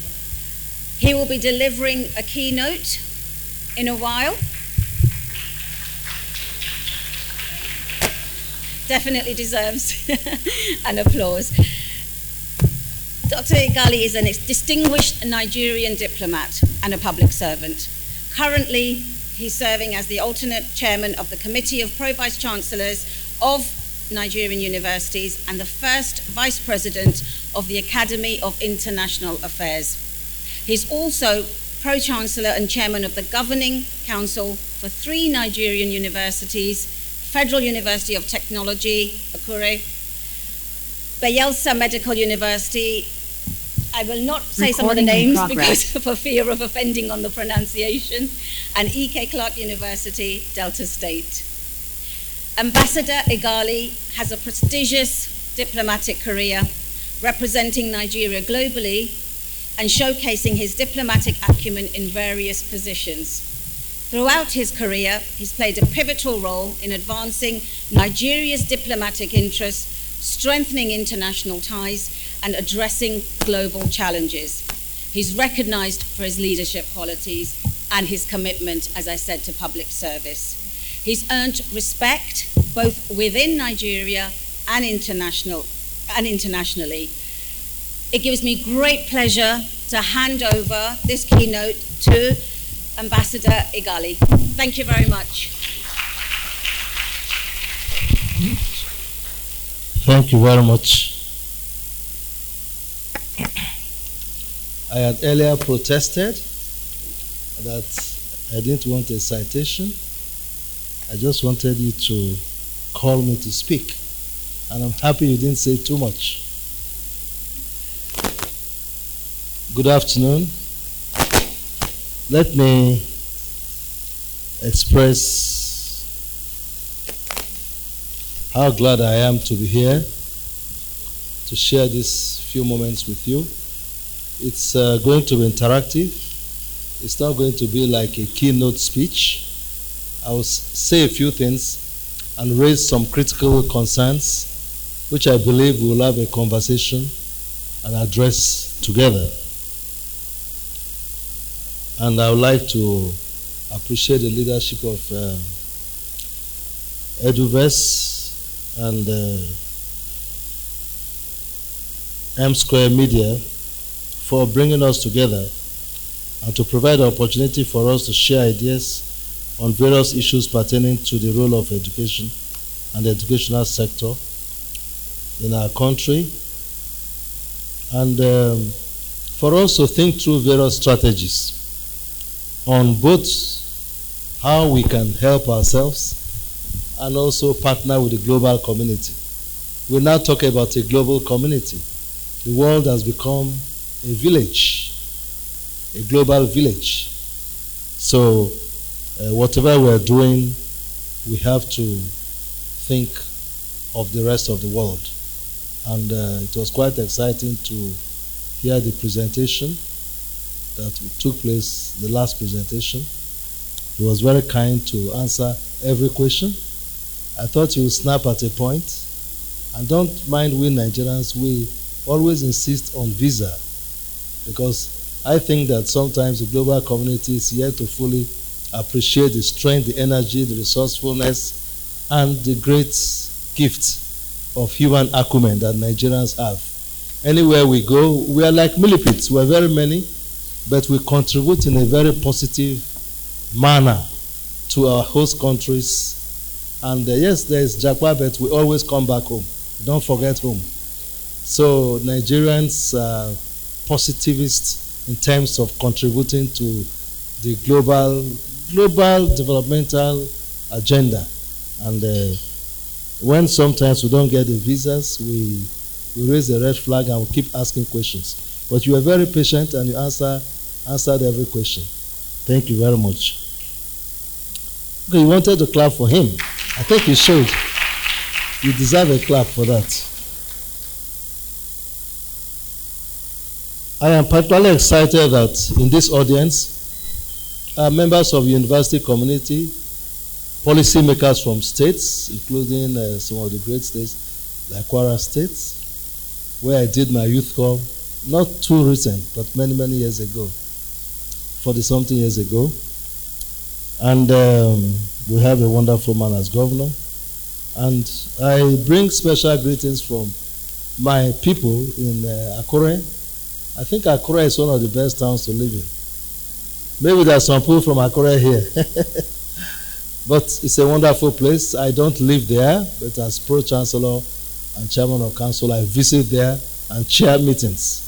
But we have a wonderful lady as vice chancellor, Professor Neke Olajiji. She was to join us this morning, but she couldn't make her flight on time. So the Deputy Vice Chancellor is here with us. Deputy Vice Chancellor Academic. And by the way, in 1981, we established 4 universities of technology in Nigeria. FUTA Akure, FUT Mina, FUTO Owerri, and FUT Yola. But of all these, Akure for 42 years, now going to 43 years, has remained rated as the best university of technology in this country. And a lot of the new tech industry in Nigeria is being driven from FUTA. Some few years ago, we took Nigeria to space, but we did not sustain it. We had what we call EduSat, a satellite that was for the educational sector and provided information to all those in the educational sector. We're trying to bring it back because we think that, and it was developed completely by indigenous professionals. And even this idea of cashless Naira. I remember during COVID, when we were thinking of what to do with payment systems, 2 second-year engineering students in FUTA worked up and developed what they call paperless Naira. And unfortunately, the university did not push it too early, and some smart thinking business people took it to CBN, and CBN came up with the idea of electronic Naira. It was developed by 2 second-year engineering students in FUTA. So I bring greetings from them, and I'm also the Pro-Chancellor of Bayelsa Medical University. Somebody can say, why only you? But well, the appointing authorities think I can contribute something. So I'm happy that both institutions are represented here. I've been asked to speak about building effective educational partnerships for Nigeria's future.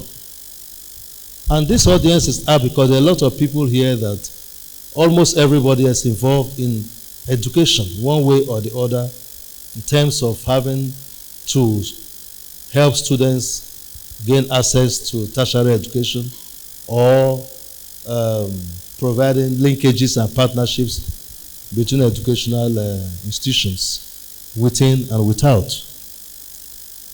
And also to add the aspect of innovative educational technologies and strategies in Africa. Now, the point is that when you talk about educational partnerships for Nigeria's future and innovative technologies, these are two sides, two large circles with a big common area, because the world is becoming digitalized and innovations will continue to play a critical role in educational development and in the overall development of nations. Look at AI.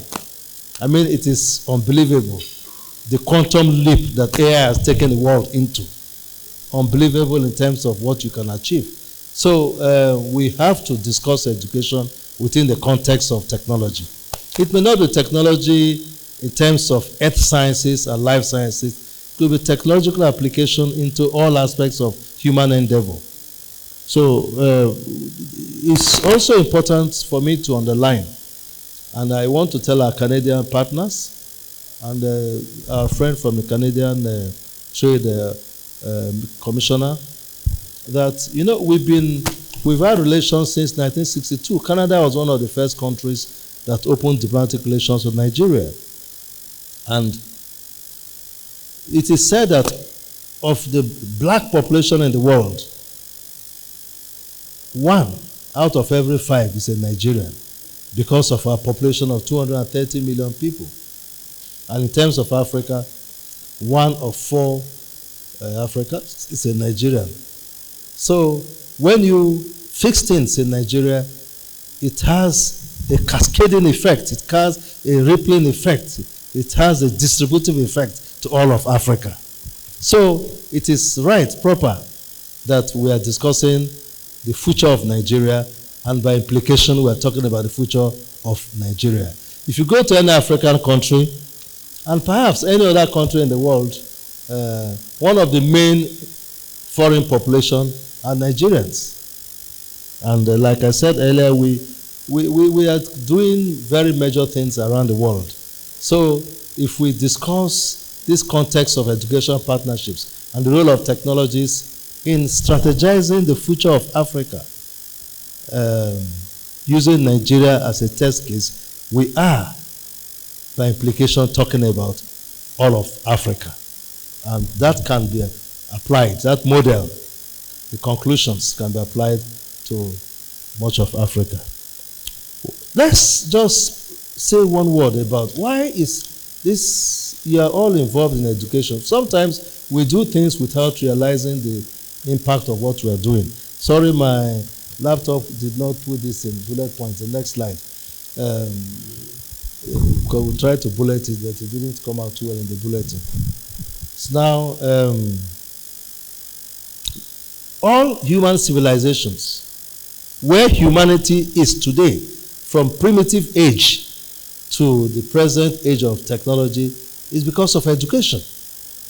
Because education has an overall impact, not just on the individual, but on society as a whole. It moves society from one level to another level. No society in history, no society in any part of the world has moved forward without one form of education or the other. The education could be by way of sitting under the moon and listening to the old man telling the story. In fact, sometimes African scholars will argue that education can even be by way of the talking drum, teaching, telling people, the Auriki, saying things about things that have happened and talking to them about this is how things are done. That is what we call silent communication that is not verbal, or communication that is done by other means. So, whatever form it is, societies have grown as a result of education. And it equips the entire members of society with knowledge, with skills, and with the abilities to become agents of transformation. Education also is an enabler for engendering economic prosperity due to the fact that it creates a robust framework for productivity and uplifting of entrepreneurial skills of members of society. Educational systems are also veritable instruments for internal cohesion. You see, when people are educated, the barriers of fear, the barriers of biases, prejudices are broken. There was a time, when you hear that you are from this part of Nigeria, because of prejudices, they say, Yoruba na ngbati, Igbo, those prejudices are broken by education. Education opens your mind, so you are able to be a human being, a polished human being. And the biases that even for people from the Asian continent, when the people from Japan and China used to come to America, they used to laugh at them. Oh, people with slit eyes and so on. And but when you are educated, those biases, the veil of ignorance, those biases are lifted, and society becomes more cohesive. So this is the value of education, and what you are doing is to break those boundaries and break those fears. And education also places the society to compete. You see, the world is full of competition. Look at between the states in Nigeria. Every state wants investment. Every state wants strategic relationship. That's why here in this room, there are state governments represented. Every academic institution, universities, we have today here in this room about 7 universities that are represented. Because they want a competitive edge. They want to place. We have all of you represented here. You are doing almost the same thing. But you want knowledge to be able to better render your services. And that's part of being educated, being trained for you to do what you are doing better. Some of the answers that our trade commissioner gave has enlightened you. I was telling him, if you say somebody applied for visa, the same conditions he was taken, another person with the same condition was not taken, sometimes there are minute details that may not be available. They say that the devil is what? In the details. When there are, you see, as I joined foreign service at the age of 22 I mean. And maybe don't guess my age. I retired in 2015. I haven't been ambassador to several countries, and we deal with visa things. When you look into the minute details, and that is why a process like this, being educated, helps you to improve, because sometimes if you go back and look into some of the minute details, you see that there's a little difference. So a good visa officer, now I'm doing your job for you, eh? You got it? So a good visa officer and a good educational, counter, yes. What you do, you have to look at the details, because many times there's not full disclosure.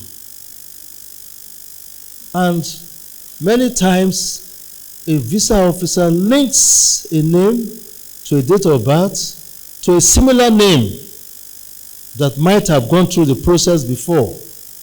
Maybe a cousin, a father. They make mistakes sometimes because our names repeat themselves.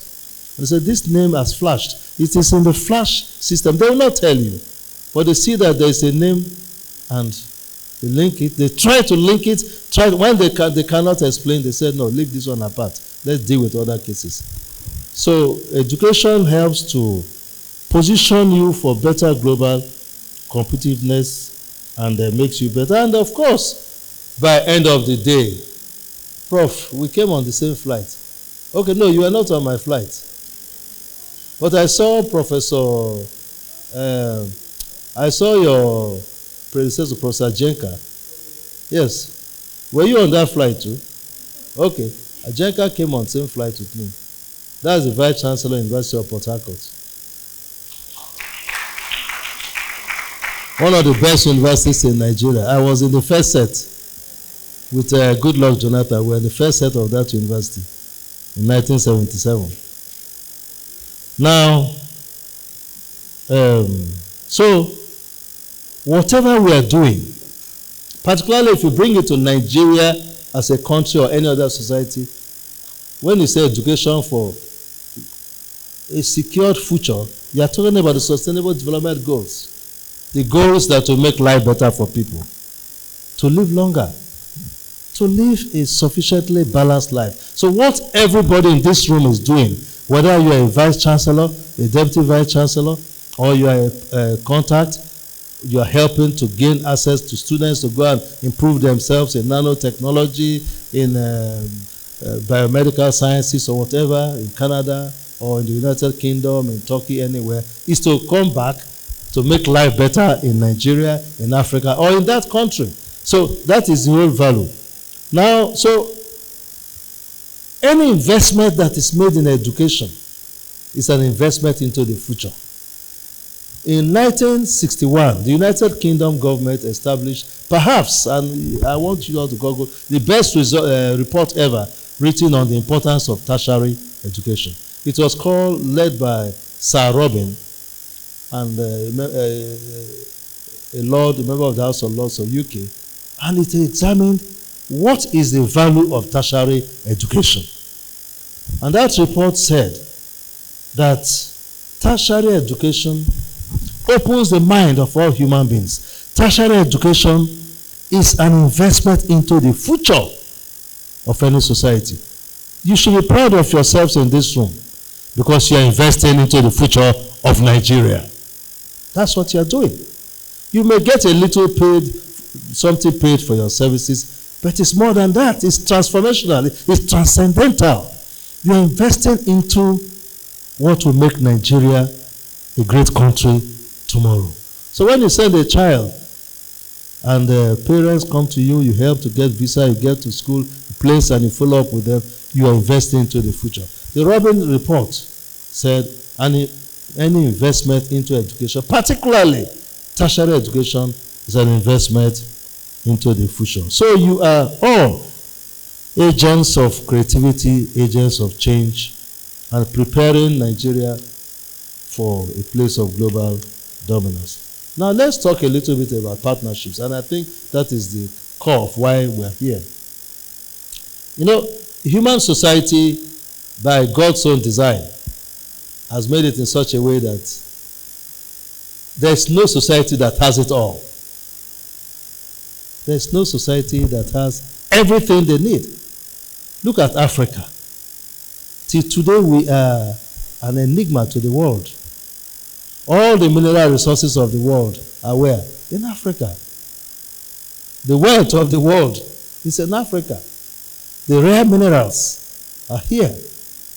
But then God takes the organizational capacity, leadership, to another part of the world. So there's no nation that can live in autarky, live in isolation. You need other countries to add, to beneficiate, to help you improve on what you have. Even among ourselves, we don't have the same amount of strength. Some people are very good in mathematics, some are very good in the social sciences, some are good in the humanities, some are good in the biological sciences. We have different endowments and gifts. So there is always a need for collaboration. There's always a need for partnership, a need for working together so that we can all be the best of whom we should be. So no single jurisdiction, no municipality has everything. You need technology, you need innovation, you need partnerships, you need other stakeholders to join you to make institutions better, be it public institutions, private institutions, different types of partnerships, partnerships between individuals and among yourselves, particularly those who are in inter-educational contact. You have to learn to partner. You see, partnership is very important. Don't think you know it all. No matter how smart you are, there's somebody smarter than you in one area. If you are into pedagogical, into administration of universities, there's one university somewhere in the world that you will learn something from. They may be sometimes be younger than you, but there's something they're doing right. Or maybe you're a state government, you think you're doing very well, great, but you'll always find a value in working together with other people that share the same. What is important is find out, are we doing something similar? Oh, not all times that those who are doing the same thing with you are competitors. Most times they are there to bolster you, to strengthen you, to work with you. So try to see a positive value in those who are in similar industries. It is not always competition. Yes, of course, you have your trade secrets, but also see how you can partner with people and see how we can reach out to the rest of the world. I think that partnerships first start from the home, from your own basic level. Look at Nigeria. I have been an advocate of universities of similar structure in Nigeria working together. Like I said earlier, 4 universities of technology were established by the federal government in 1981. There's very little working together. So what happens? Futa goes to space. Owerri is repairing. In fact, Owerri has a workshop that can repair any car. Footmina has specialized a lot in agriculture. I mean, all of them are doing a little of everything. Other universities are doing similar things. But everybody is working in silos. And I called the pro-chancellors of university and the vice-chancellor. I said, listen, we met at a conference. I said, look, let's do something. So every year, now we have a lot of state governments establishing university of technology. Why don't we have a technology fair for all the universities of technology? Let's cooperate, exchange. This Futa going to satellite, don't do it alone. Grow it together with Owerri and with the other ones, and maybe with University of Lagos and University of Ibadan. Look at other conventional universities, bigger universities, with those specialized departments, and work with them. So think of how you can, even among yourself, those of you who specialize in educational opportunities in Canada, maybe somebody is dealing with one province or another, see how you can network. And how do they solve their own problems? There must be a way they are solving their own problems. And it will help you to realize that partnerships are very critical. Partnerships are very important. Networking with yourselves. And this is opportunity to network. When you come to such conferences, come with a whole box of your cards. Because 1, 2, 3 packets. One packet finishes. You are a salesperson. You give out your cards. Keep giving out cards. Just give out your cards. And follow up with, keep your email and your contact very clear. Follow up with people. And look for similar events taking place in Ghana, taking place in South Africa. Listen, I attend, there is something that is done, you can Google it, by the Afro-Exim Bank. Once every year, once, twice, they have these big fairs. And when I go to those fairs, South African universities, even at the climate change conference in Dubai, Sharm el-Sheikh, Egypt, 2022, South African, Egyptian universities had booths and stands. South African University, about 7, 8 universities had their stance. What are they trying to do? They are trying to reach out to the rest of the world. And in Nigerian universities, actually there was no university that does that. And these events enable you to reach out to people to see how they can help you, how you can help yourself, and even many of you. And we still have a little bit behind a country like South Africa, because most of those conferences, international conferences, if you, for example, you are talking about climate change, there's so much aspect of education, or you are talking about investment, collaboration in Africa, there's so much, whether it is African Development Bank or Afro-Exim Bank, there's so much on education, which we are not there, that you need to Google a lot of these things, reach out, and you see a lot of young people, because I'm happy a lot of the audience are young people like you from some of these countries. And you'll be surprised that there are funding agencies ready to fund you. The first time you may struggle, but once you get into the system, there are so many opportunities for funding. Well, in trying to get into partnerships, what are the main things to look out for? The first thing is to identify the mission, vision, and the goals of the type of partnership you want to enter into. You have your own vision. You have your mission you want to establish, and the goals. Now you have to know those that when you see, you now look for organizations that have similar goals with you. Am I faster than you? Who is doing the... Okay. Go forward. I just keep talking. Go forward. Next. Okay. Next. Yep. So you have to know what are the goals, what are the main missions. You must be clear. You don't jump on everything. Everybody's doing this. You enter. Everybody's... okay, now you are looking at Canada. Okay, Canada is great. UK is good. Great. What about Ireland? What about Germany? What about South Africa? South Africa universities so far, about 7 best universities in Africa are South African universities. Thank God Ibadan entered. I think Port Harcourt entered too, VC. Port Harcourt is within the first 15. But Egypt, South Africa universities, great universities, and we can.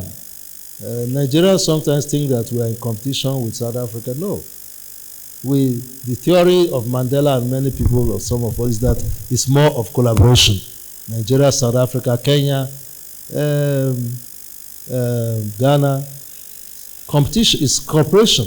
So let's look at the mission and the goals of those universities, those organizations.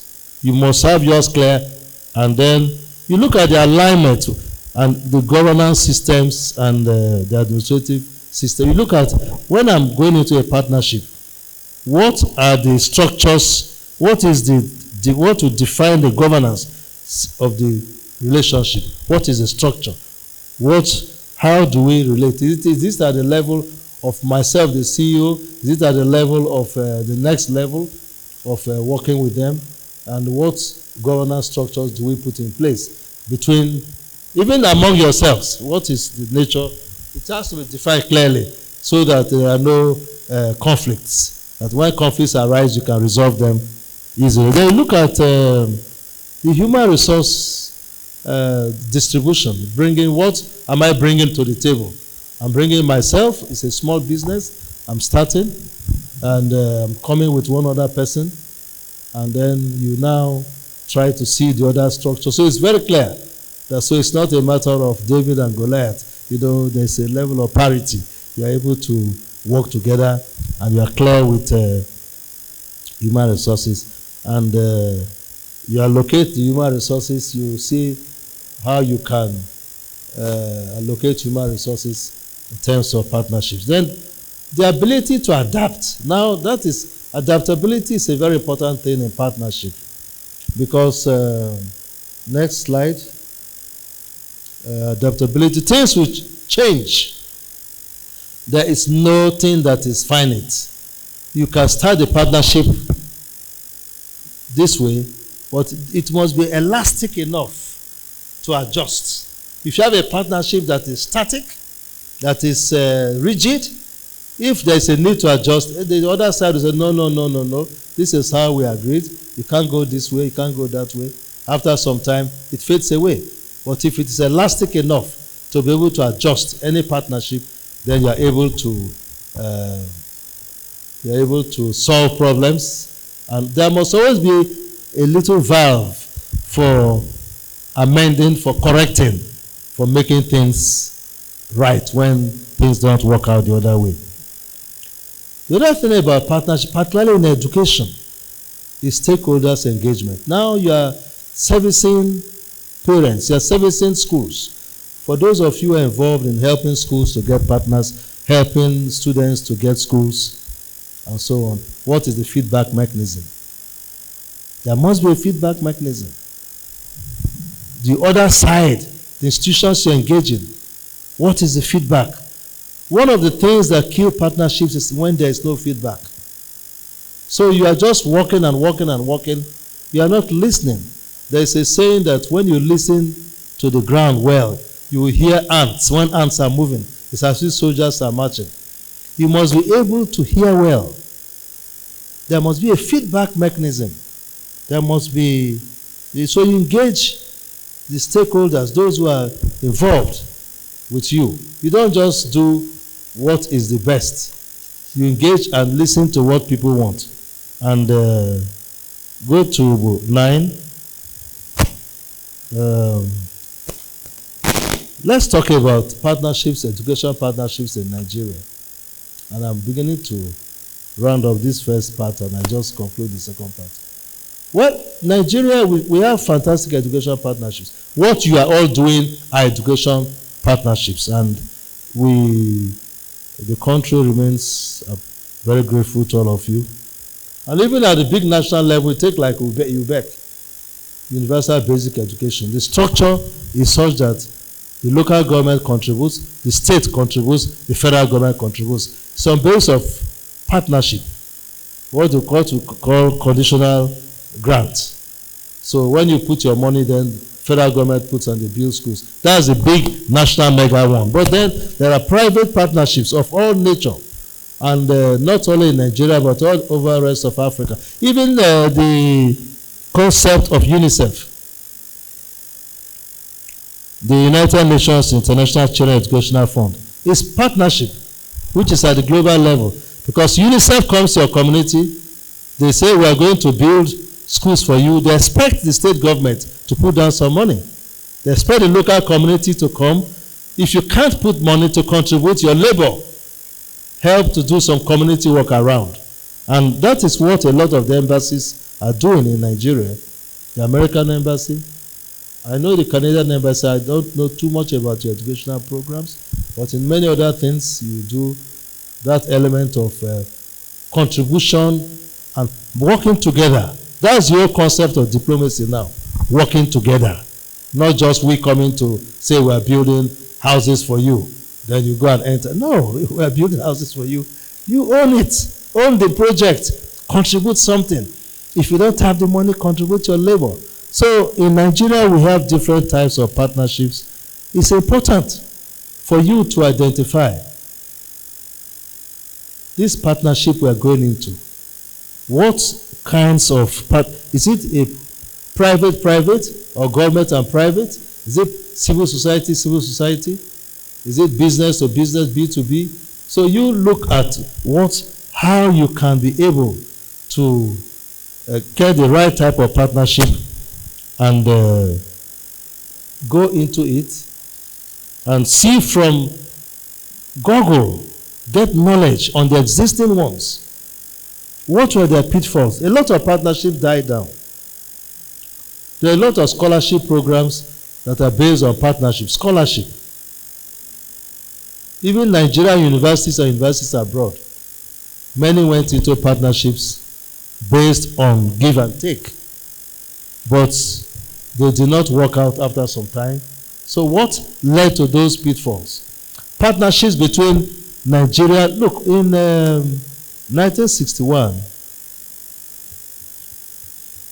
Oshukoya, yes, the man that started, who was working with Chifawolo on his educational program, and now was the first to take Nigerian graduates to America. He started the free education program, took Nigerian graduates to America and to Harvard on scholarship. And after him, so many came with different American universities. There were so many Nigerians that went to a partnership with British institutions, German institutions. Many died out. Why? So you have to see what are the existing education partnerships. Then in Kenya, there are so many. Kenya has gone a little bit far in education partnerships, particularly those that are technology-based.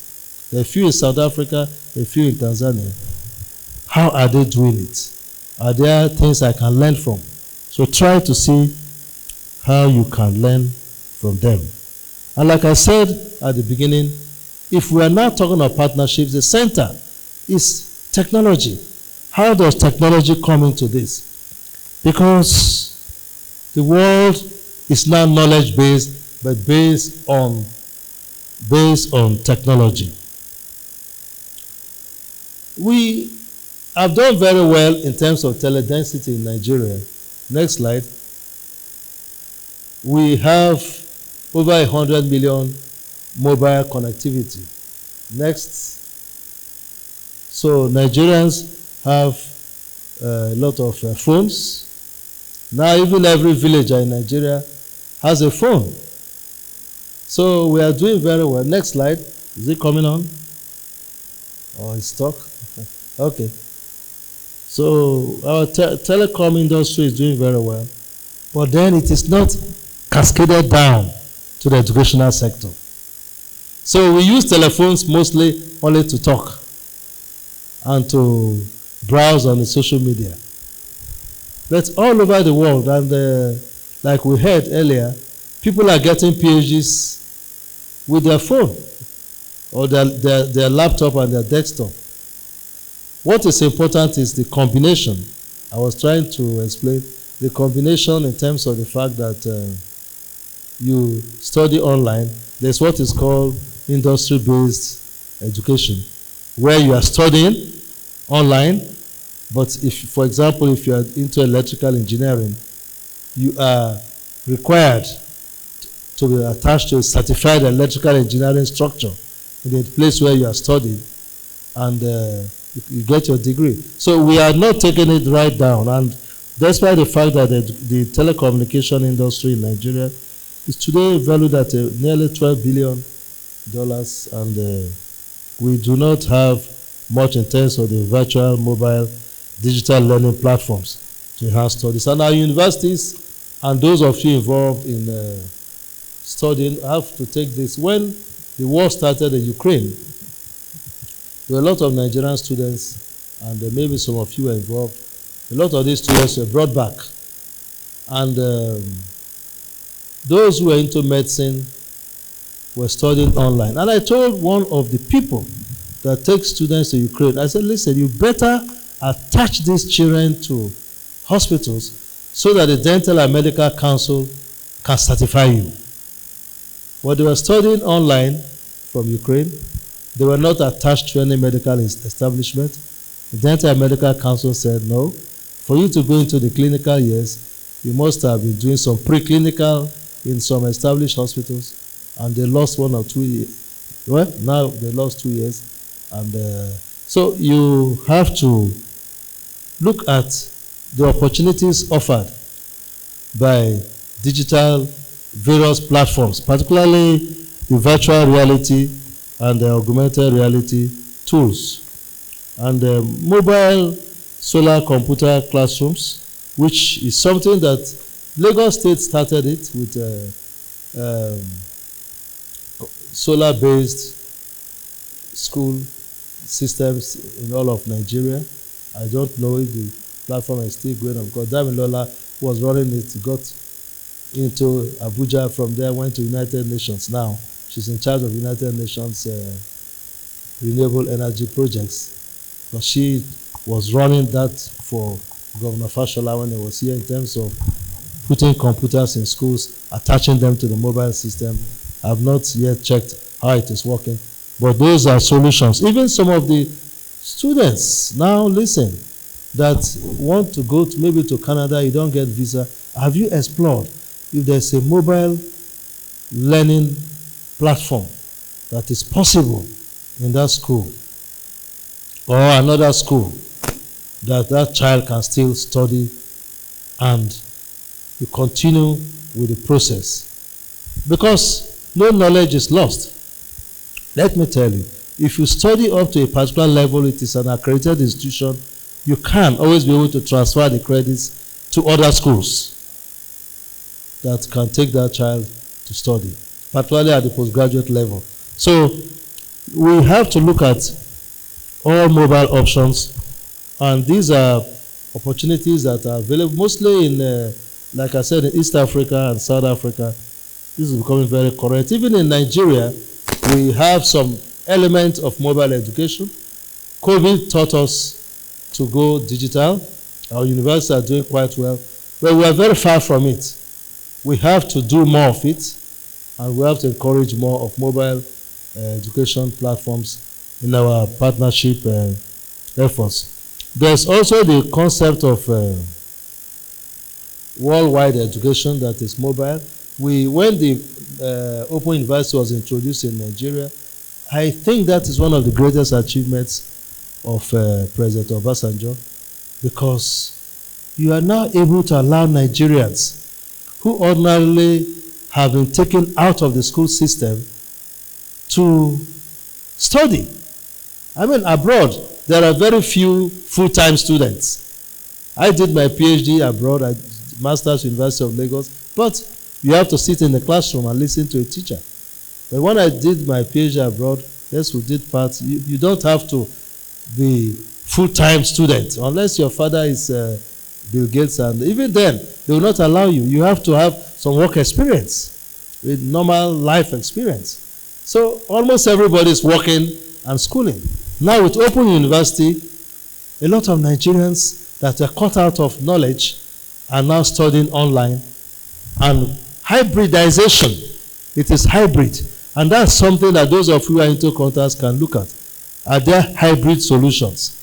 Can there be a possibility that that school for which you want some children to go can partner with, say, Akure or Port Harcourt, and part of the studies, or maybe Yola, part of the studies are being done in Nigeria, and part is done in Canada, maybe Manitoba, part is done in Berlin.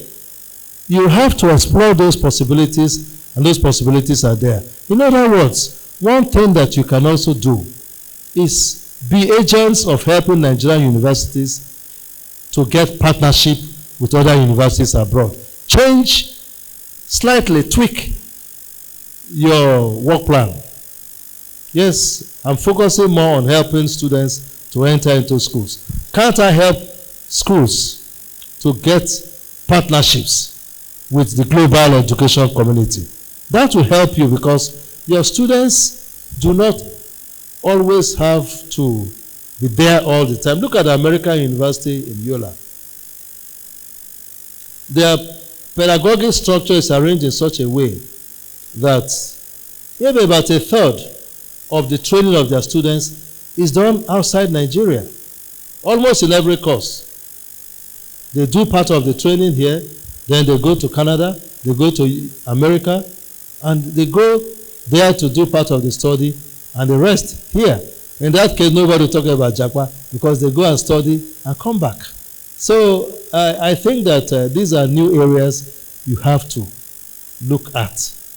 The possibility of these kinds of multi-layer and overlapping educational systems. So this concept of virtual learning, and finally the concept of lifelong education, which is something, when I was ambassador to Finland, I saw it that it is cognitive. It makes you a complete human being.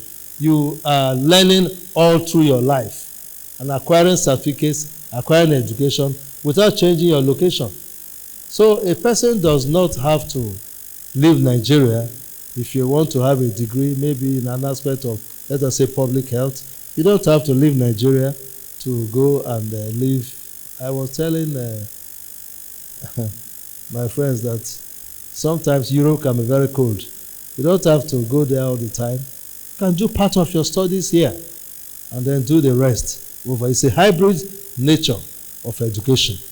And those of you into education, whether at the level of managing universities or running state educational systems, should look at the question of partnerships. Partnerships that are based on technology, using the tools of technology, using digital learning platforms, and hybridizing, integrating with normal conventional educational systems to be able to give your students an edge. And we are, in FUTA, we are trying to do that, but I think it's very at the initial stages. But some of the private universities in Nigeria are already doing that. They have more of partnership. The government universities are not as effective in that. Well, ladies and gentlemen, I think that Nigeria holds the key to the future of Africa. This is because we, like I said at the beginning, what happened in Nigeria has a lot of impact on the rest of Africa. And I think if we pay a little bit more attention to this question of partnerships are different from just dropping people in schools. But think of how you can create partnerships. You live in Lagos, you live in Ibadan, you live in Akure. Think of the institutions there. Are there institutions in other areas that can schools that can work with them, and all through learning digital learning systems. I think that when we do that, without knowing, we take all of Africa into the future that we expect it to know. My paper will be with the Secretariat and you can access it. I thank you very much for listening.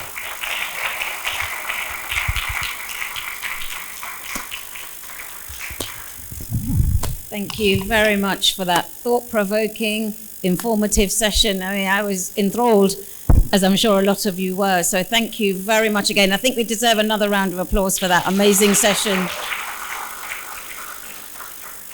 Thank you so much. We have a bit of time for questions, which is really important. So, Ambassador Igali, could you come back up here? Because I'm sure we will have questions. And look, the hands are raising already. Please, when you ask your question, can you please introduce yourself, where you're from, your name very clearly, and the question. And can I also ask, just so we can give everyone a chance, keep your question quite concise so we can get through a few more. Thank you very much, and thank you for agreeing to take questions. Thank you very much, ma. Thank you, sir. Evangeline Ogunkolati from Sterling Travels. I'd like to ask Federal University of Technology, Akure, Port Harcourt University, and Bayelsa, the universities present here Bayelsa today. Medical University, yes. Yes. What are the opportunities for open houses, virtual open houses, open days, to know what programs you're doing, the facilities you have? What are partnerships with the downlines, the K-12 schools in our secondary schools, bringing them in, whether it's virtually or in person, and summer programs? Thank you. Thank you very much. Yeah, good afternoon, sir. I remain Innocent of Younger from ITSA Travels. You mentioned about Nigerian university partnerships with other universities abroad.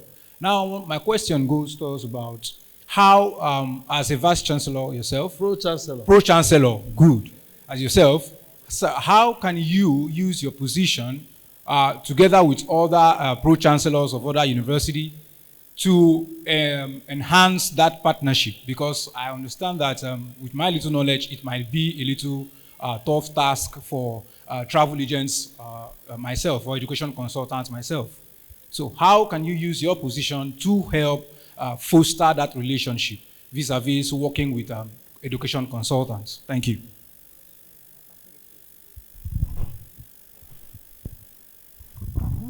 Yeah, thank you so much for your presentation.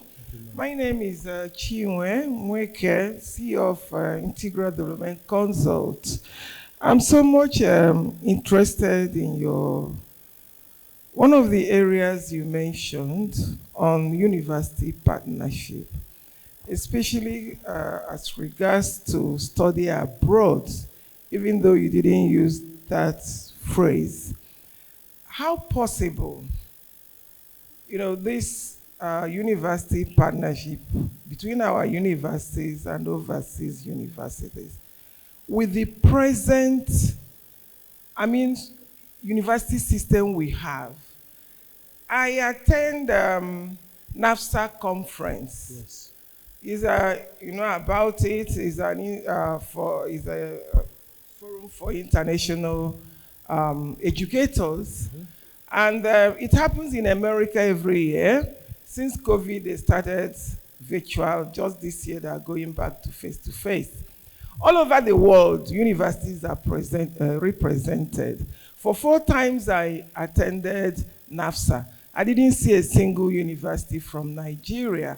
In fact, in that forum, it's just myself and my friend, who is a lecturer in one of the universities in USA, that would be there. Just 2 of us, Nigerians. And at times I ask myself, do I continue to attend this? Because you come back home, it's difficult for such partnership because of our curriculum, because of the education system. Study abroad is so difficult. So listening to you, I was quite, I felt it, because this is what we need. We try to do it. We try to broker it. But sending a Nigerian student to go study like exchange program, you come back, your group or your classmates have left you. The system does not permit you to integrate or carry forward what you learned in your study abroad. So these are the areas I really want you to talk more about that. How ready is our universities to actually partner with universities overseas? Thank you. Thank you, ma'am.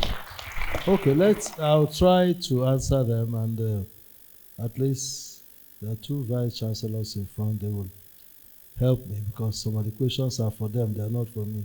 Pro-chancellors make policy. You go there, and the vice chancellors are the real people who run the universities. They are the chief executives. So, but let me start from the last, and that's the point I made. When we attend conferences abroad, whether it is NAFSA or any other conference, you see a lot of universities from South Africa. You see a lot of universities from Egypt, Morocco, and a few other, even Kenya.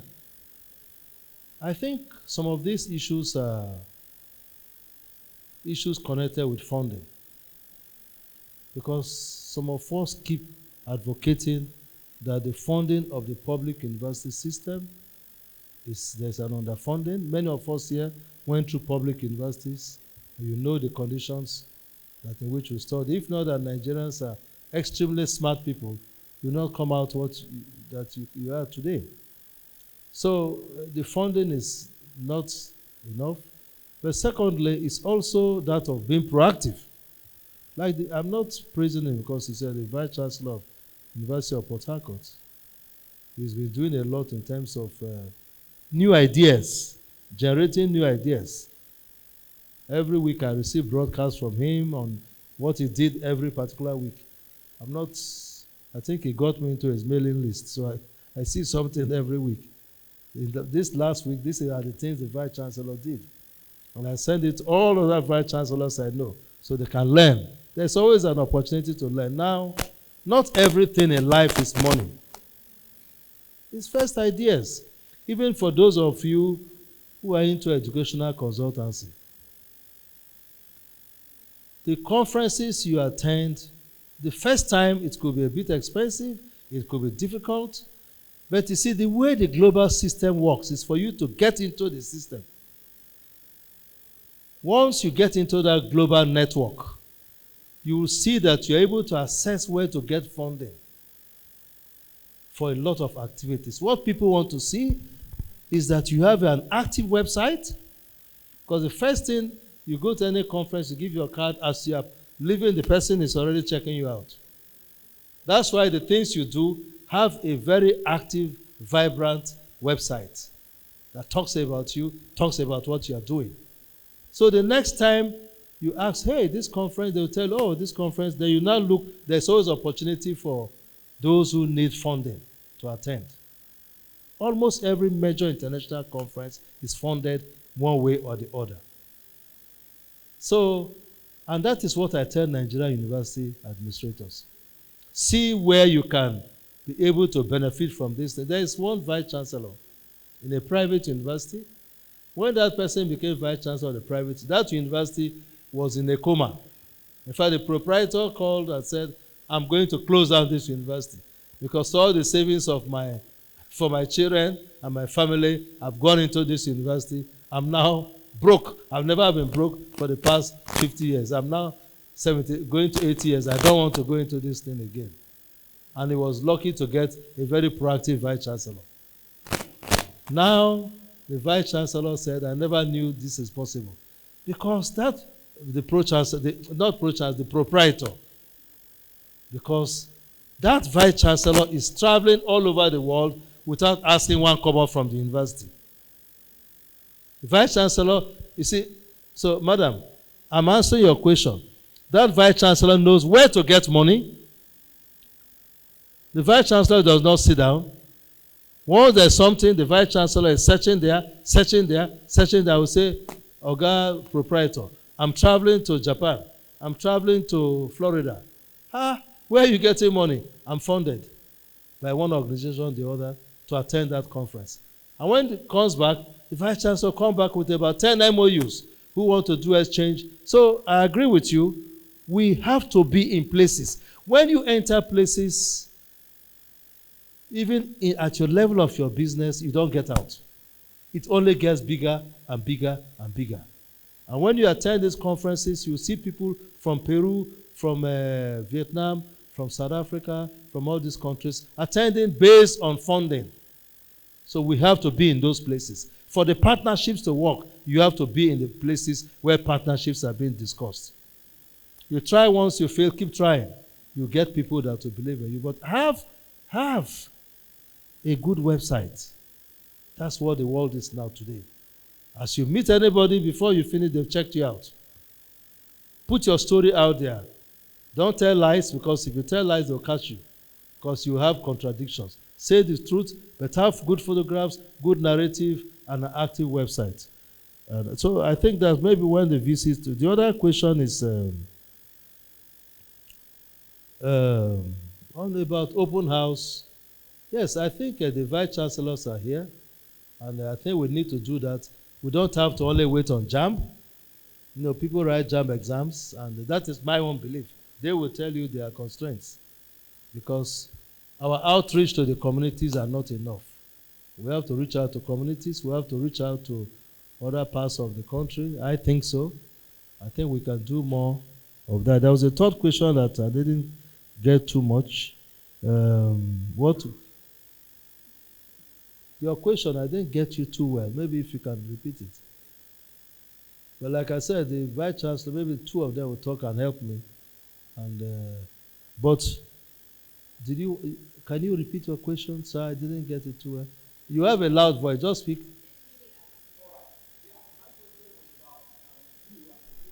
Yes. Yes. Yes. How you can use your position together with the vice chancellors and of other schools, and then in relationship with travel agents, Yes. educational consultants, to make Nigerian university partnership with universities abroad possible. Fantastic. In fact, let me tell you, we have to think out of the box.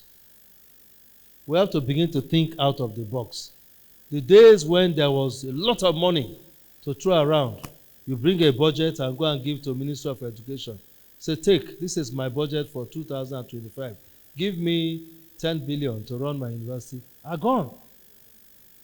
So, when we meet at the level of Committee of Pro-Chancellors, or I sit with the universities where I have the opportunity to chair the councils. Even Bayelsa Medical University is a new university.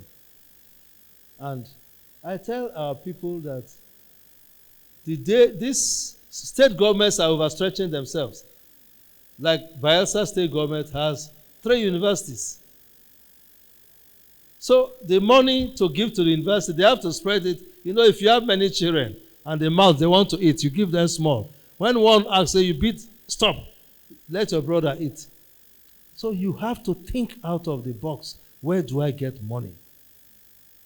So the Nigerian university system has no choice than to expand beyond our boundaries. Our universities are, some people think we have too many universities. No, not at all. There are very few. Knowing that majority, there are still so many Nigerians struggling to go to universities outside the country. We can still accommodate more. But we have to go into critical partnerships. Your partners can take some of your students. And there's money. There's so much money all over the world to help. You keep trying. So I agree with you. The universities, councils, whether state or federal, or even private, have to work together with the vice chancellors to see of having partnerships and working together with you, those of you. And that's why I said many of you have to think of a mindset change of, can I also look at focusing on helping to build partnerships? Because you're already dealing with your educational consultants. You are dealing with institutions. So some of these institutions do not even know that there are viable Nigerian universities. Some don't even know that there are good universities that are doing brain surgery, doing kidney transplant, heart transplant in Nigeria. Look at LASU, some of the operations that they do in LASU and other universities in Nigeria.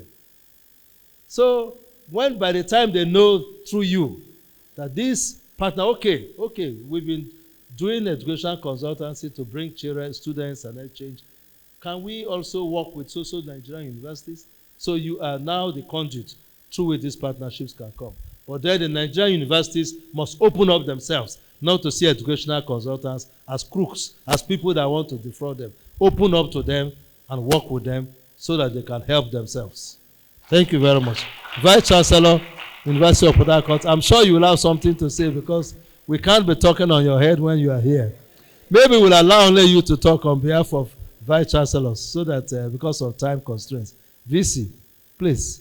I think you should add to what I've said. I know you appear in the panel, but this part, because there are questions that have been raised towards the university system. Thank you very much.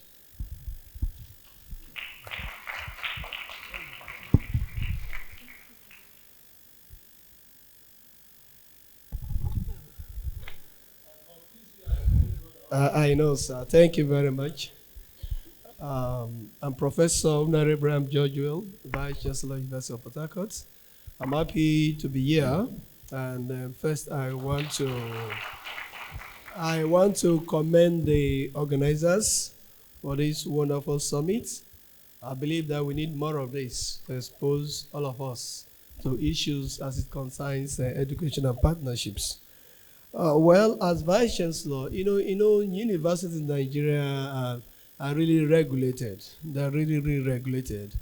Vice Chancellors do not have the real power to do things just the way they want.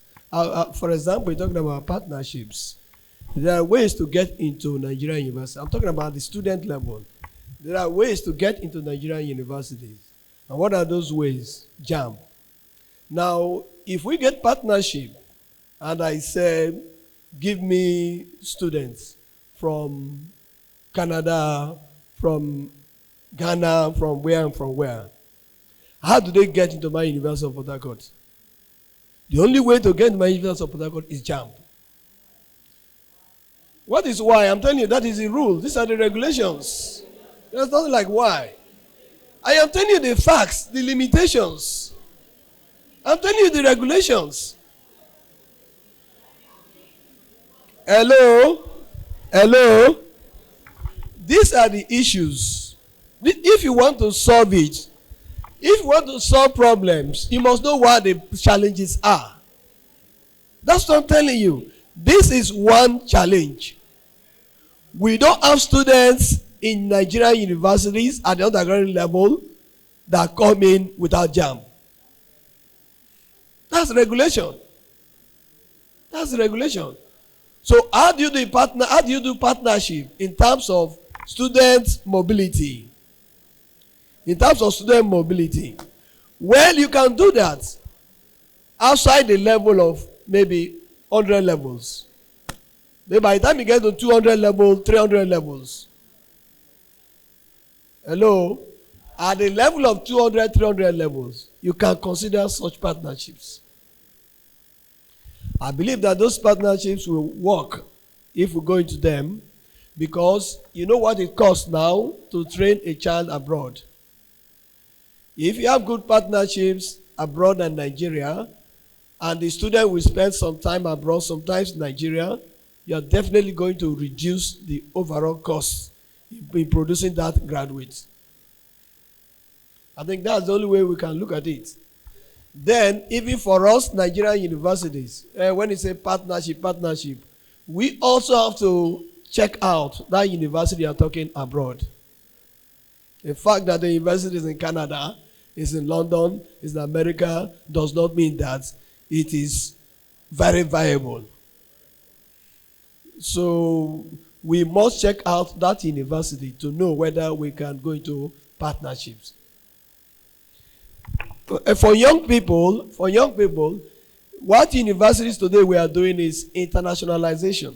Now, if you want to make your university international, all of you don't need to go.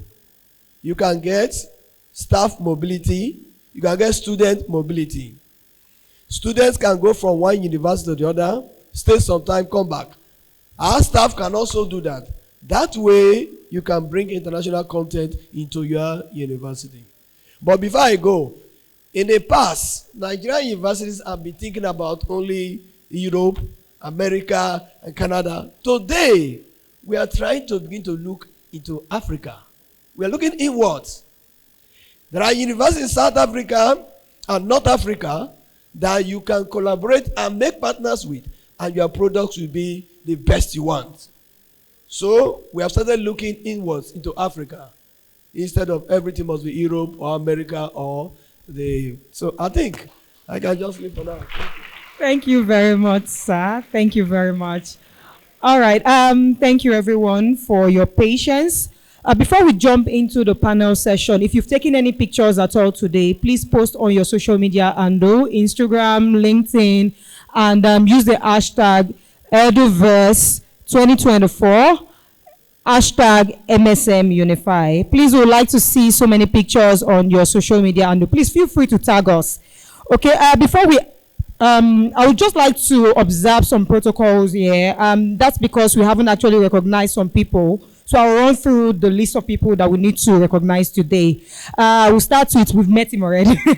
His Excellency, Pro-Chancellor and Chairman Governing Council, Federal University of Technology, Akure, FUTA, the Honorable Vice Chancellor, University of Port Harcourt, Distinguished Special Advisor on Education to the Executive Governor of Kwara State, the Honorable Senior Trade Commissioner, Deputy High Commission of Canada in Nigeria, we have met him, the eminent President, American University of Nigeria, Distinguished Regional Director, Higher Education, SSA, British Council, and finally, Honorable Deputy Vice Chancellor, Academics, Federal University of Technology, Akure. Without wasting time, I'll bring up Hersha to handle the panel session. Thank you very much. Thank you. And thank you for stepping in, Professor Giorgio. We listened to the audience. We have listened to the audience and we've changed the order slightly about things because people are still very energized. They still want to talk about the future of partnerships in Nigeria. So we've listened to you and we're going straight into a panel discussion.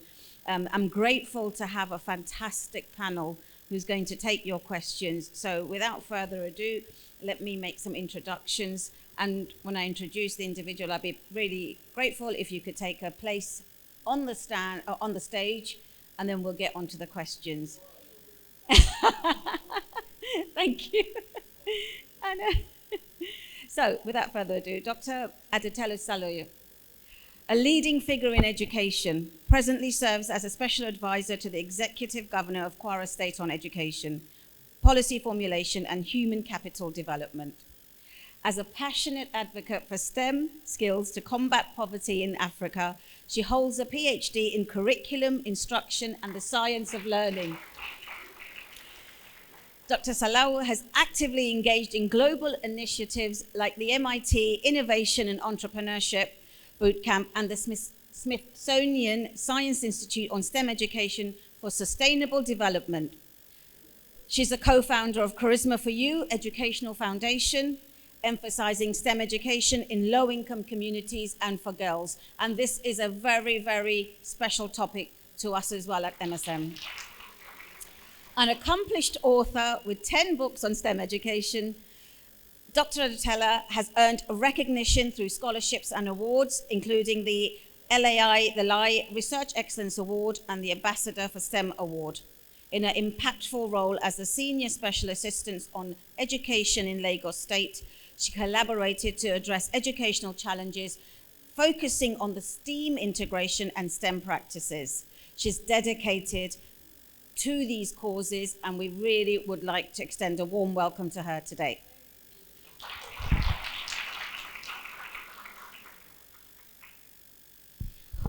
Also, we have Adetemi Soyinka, who is going to join us this afternoon, with over 2 decades of dedication to the education sector. Adetomi, as Regional Director of Higher Education Programs at the British Council, stands at the forefront of shaping Africa-wide educational narrative. Her leadership in enhancing the quality, access, and impact of higher education across the continent, her pivotal role in cultivating cross-continental partnerships. We're honored to have her with us today. And a personal welcome from me. We go back a very long way, so I'm so excited to reconnect.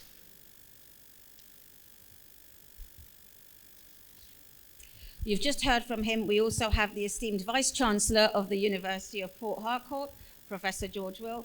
His commitment to academic excellence and inclusive education echoes our Eduverse Summit. We would love to have him join us so we can explore further things that he touched upon already, but in a bit more depth. Thank you very much. I'd also like to welcome Dr. Dwayne Fraser. Dr. Fraser brings a wealth of international academic experience to the Nigerian education sector. A leader in education innovation, he's been instrumental in integrating American educational standards with Nigerian pedagogy, thus enriching the academic landscape with a blend of global insights and local resonance.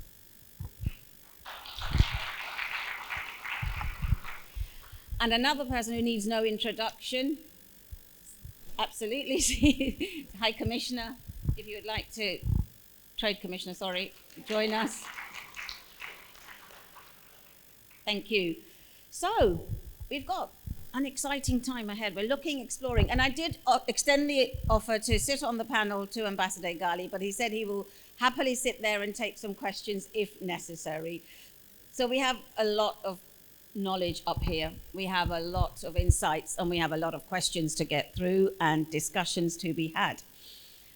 I would like, when they are answering some questions, because we have it up here, the expertise, let's have a little bit of comparative analysis. We have the UK, we have Canada, we have an approximation of the US. So when the question, and we have the Nigerian perspective, of course, it will be very nice for the audience, I think, so that we can have a look at what is going on in these countries. All 4 countries that are represented here play an important role in education, in fostering partnerships. So it's really important that we can kind of angle and get a little bit of that as well.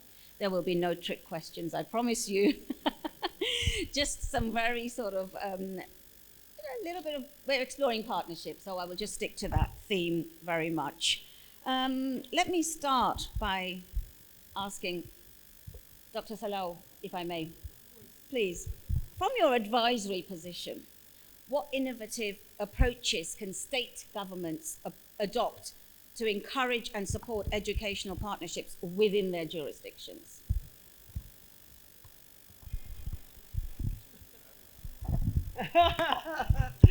Okay, I think you just did. Thank you.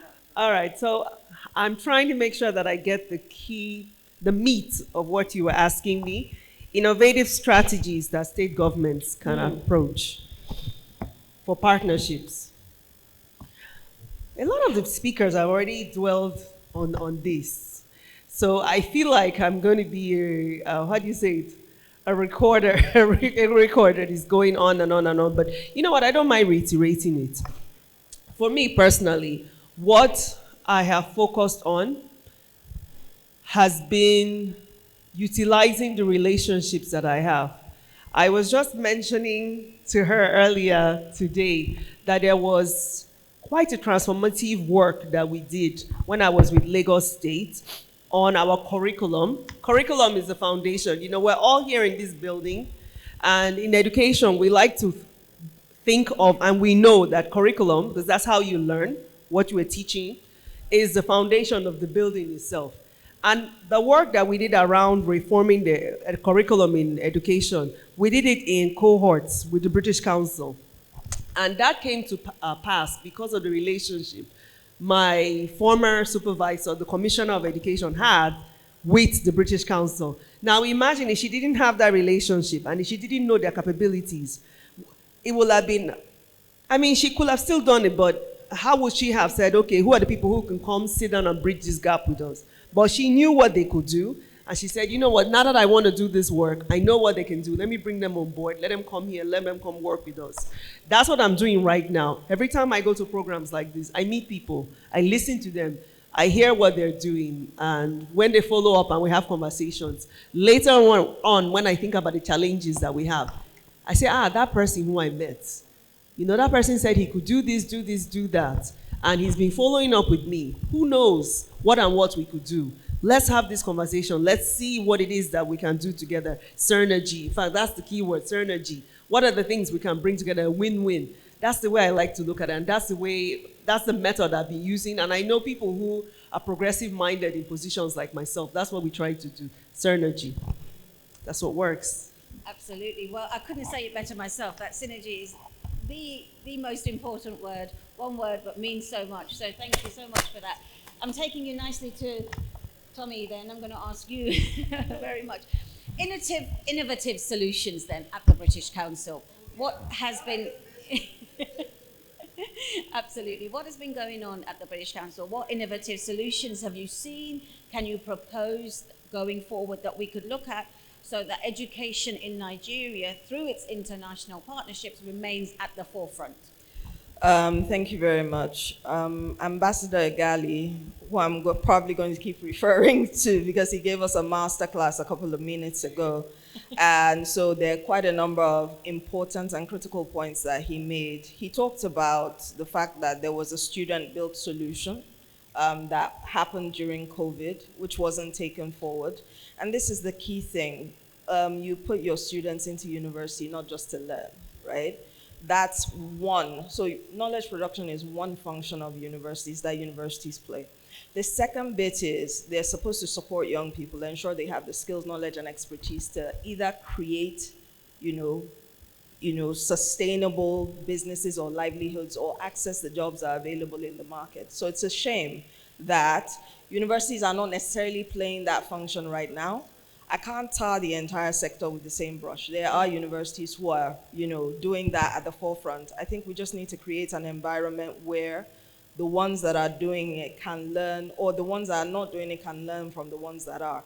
So just to give you an example of something that I think is innovative that we've done at the British Council, somebody in the audience said, how can we make these partnerships happen? They are happening. Over the last 2 years, we've created a network of universities, not just in the UK. So somebody also said, professor from the VC from Port Harcourt said, look, we need to start looking at solutions. We need to start looking inwards for the solution. So essentially, the solutions to the problem that Africa has will be created by Africans, right? So we put together this partnership program that's built a network and a community of practice of over 400, close to 400 individuals and about 90 organizations. But we did something slightly different because the critical thing about building skills for young people is universities can't do it in isolation. They need to work with private sector, they need to work with employers. But there's always been that gap between academia and employers. So we created through this program a platform to bring academia, employers, private sector together. And the thinking behind it is this. The biggest problem that Africa faces is the unemployment and underemployment of its youth, right? People say that, again, I go back to the masterclass where he said, resources sit within Africa, but one of the things we're not focusing on is the human resources for the world sits within Africa. And people don't seem to be picking up on that, right? And there's an article by IMF that came out, I think about a year or 2 years ago, or it was a statement by the IMF that said, in about a decade, the human resources and the labor force for the world will be here. So what are we doing to build the skill? What are we doing? What are universities doing to position for that? So in preparation for that, to see, okay, how can we as British Council support the development of that network, we built what we call the Innovation for African Universities, right? We brought together universities in the UK, universities in SSA, 4 countries, Nigeria, Ghana, South Africa, and Kenya. And we brought together representatives from the entrepreneurial ecosystem across the continent. And the idea is, we also see a situation where young people, even though they're not accessing jobs in the formal line, there's this microcosm of, enterprises that's developing across the continent. So if universities are not solving one problem, how can we get them to solve this entrepreneurial problem? And so we brought together that group, and they worked together over an 18-month period, built projects that address specific problems in their communities. And then not only did they work on, you talked about curriculum, it's the foundation, so they looked at that. What does education, what does entrepreneurial education look like across all these countries, right? And how can we structure it in such a way that, it responds to the needs of the communities in which they sit? That's one thing. They built hubs. So I'll give you an example of one project in South Africa where the engineering department they sat down with members of, I think, the disabled community. And there's a rough geographical terrain that people struggle to get through. So the university in the UK and the engineering university in South Africa and a disability group came together to say, well, what we can do is to build fit-for-purpose wheelchairs. But they built it in such a way, first things first, you should see these wheelchairs. I mean, it doesn't make sense to say this, but they are so nice looking, right? That's the first thing. But the thing is, they were built in such a way that the cost is below, it's accessible to all members of the community. And they are built also to, navigate safely through the terrain of that particular community. In doing that, that university has responded to the needs of its community, of its people, and the students are learning how to use their engineering skills. And a student would have gone through that program, and at the end of the day, they can actually build a business. They have the skills, they've actually tested out the skills that they've been, or the information and the knowledge that they've been given in the university to build something concrete and tangible. I know that's a long rant, but that's... No, not at all.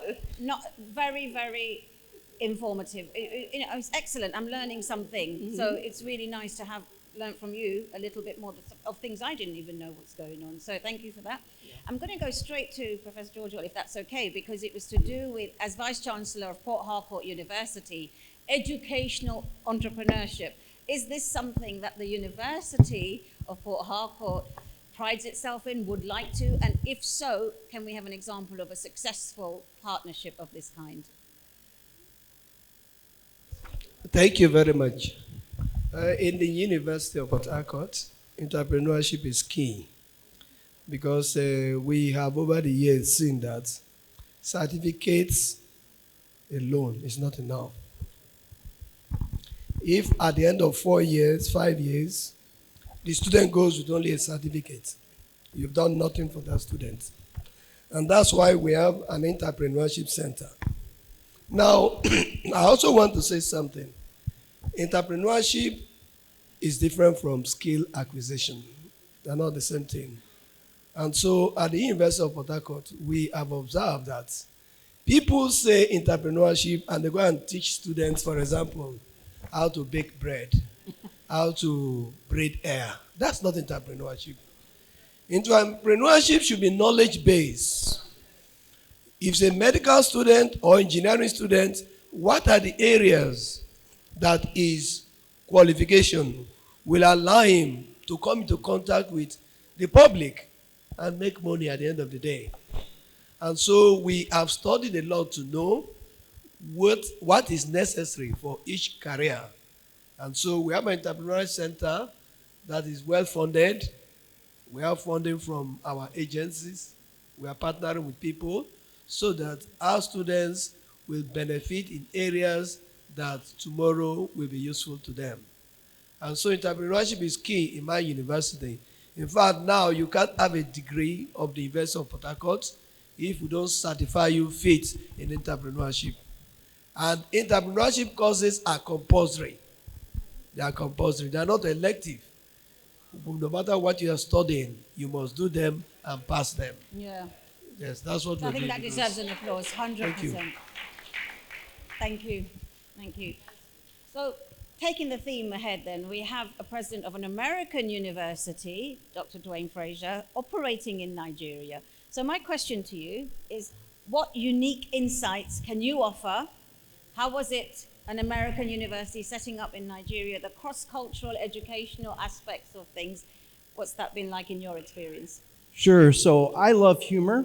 You can tell by if you spend just a couple minutes with me. So I like that they put the American and the British by each other. We call that in Nigeria wahala, right? No wahala. I'm teasing. I'm teasing. So living in the north has been a very interesting thing because now I'm down in Lagos in the south. And so I love some of the things that we're talking about here. I get excited when we talk about skills or we talk about vocational training. We actually work with the United Nations, and we are the only development university in the continent of Africa. So we have AU Cairo and AU Nigeria, but we are the only ones that actually do like USAID, the British government, the German. We do a lot of projects that do livelihood training so that we can teach like women in IDP camps. We teach children, individuals like you were talking about, baking, those type of things. But entrepreneurship, as we were talking about, is vastly different because we have something called a liberal arts approach, so general education. So we actually require 2 classes in entrepreneurship as a part, compulsory, of the general education experience. Because I'll have a Nigerian who'll come to me sometimes and they'll look at me and they'll say, I'm studying business. Why do I have to take this English class or this history class, or I have to take this, this, and this? So one of the quality things that we're able to do is take the U.S. liberal arts approach. So even if you're a law student at our institution, you have to take entrepreneurship, you have to take English writing courses, oral communication. There's all these different courses like you do at a United States institution based in the U.S. So what we have been trying to do as well is apply some of the best principles we get from the States, but also take what we do here. The Vice Chancellor's quite right that the NUC has some very strict requirements in different ways. So for us, it's difficult at times because we were allowing people to come. For example, we would say at the beginning, all you have to have is an SAT or an ACT.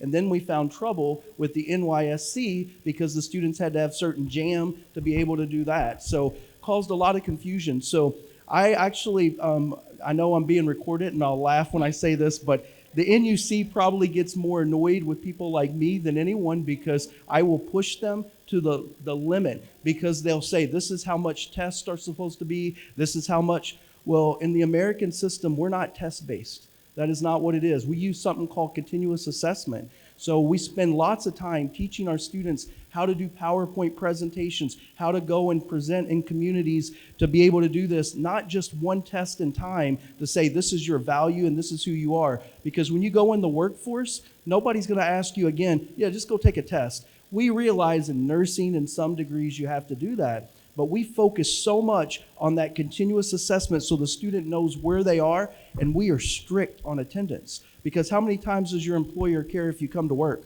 A lot.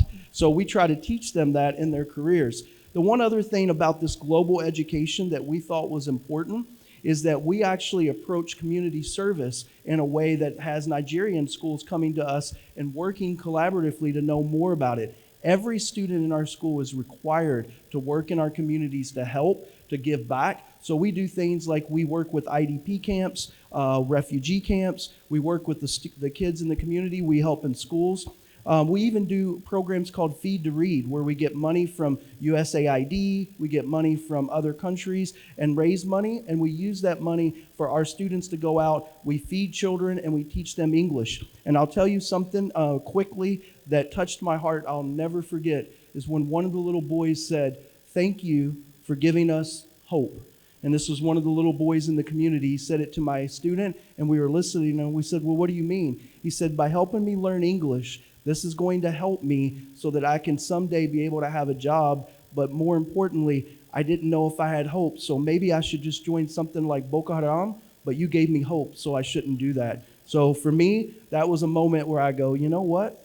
That is absolutely worth it. So I've only been here about a year, so this Baturi guy has learned lots of phrases and a lot of good suya and a lot of good kalishi and swallow or goosey. I'm even going to teach my Canadian friend. But keep me away from the snails. Thank you very much. Wonderful. I mean, there isn't much left for me to say on that. But again, let me just emphasize that bit. Education is in our hearts, all of us. And when we hear stories like that, it makes us feel good. It really, really elevates me that I'm proud to be in this industry. And I want to continue to be in this industry. Long may it come. I'm going to go straight over from a Canadian perspective now, Senior Trade Commissioner. Universities in Nigeria, graduates from universities in Nigeria, if they were to then come to Canada, for example, is there something from a T&E perspective, or is there something more that universities in Nigeria could do? Maybe they're doing it already, but from your perspective, what would you like to see from a Nigerian's perspective, from a student going from here to Canada? Is there any other skills that perhaps they could have? So Nigerian students coming into Canada, what more could you see that they could be doing that they're not doing already? I may actually pivot and answer the question differently if you don't mind. Yeah, I actually think you're referring to graduate students coming to post-secondary institutions. I actually think there's a significant value add. There's a particular type of ethic that is taught in terms of pedagogy here in Nigeria. That slightly is influenced from both kind of the British system, but also some of the indigenous practices here. That the value add is quite significant. That's why you see a high performing Nigerians in postgraduate work, masters as well as PhD in Canadian institutions. That is actually one of the I would say the money bag for Canadian institutions, especially when we're diving into advanced research. You find Nigerian students highly represented beyond just the demographic elements of